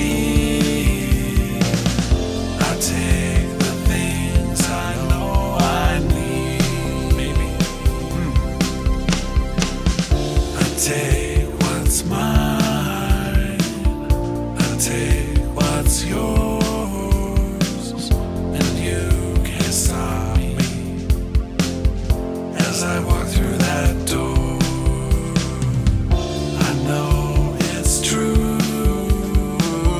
It's always you. A pound of flesh, I see it through. I take my chances when I break through the fences. I drag you along, put down your wrenches. I take the things that belong to me. I take the things I know I need. I take what's mine. I take what's yours. And you can't stop me as I walk through that door. I know it's true. It's always you. A pound of flesh, see it through. I take my chances when I break through the fences. I drag you along, put down your wrenches. I take the things that belong to me. I take the things I know I need. Okay, conceptually that might work, but it's not sung very well. I take what's mine, I take what's yours, and you can stop me as I walk through that door. I know it's true, it's always you. A pound of flesh, I see it through.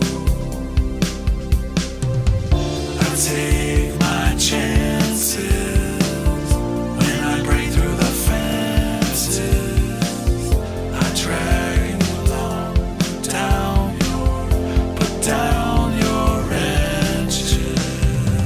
I take the things that belong to me.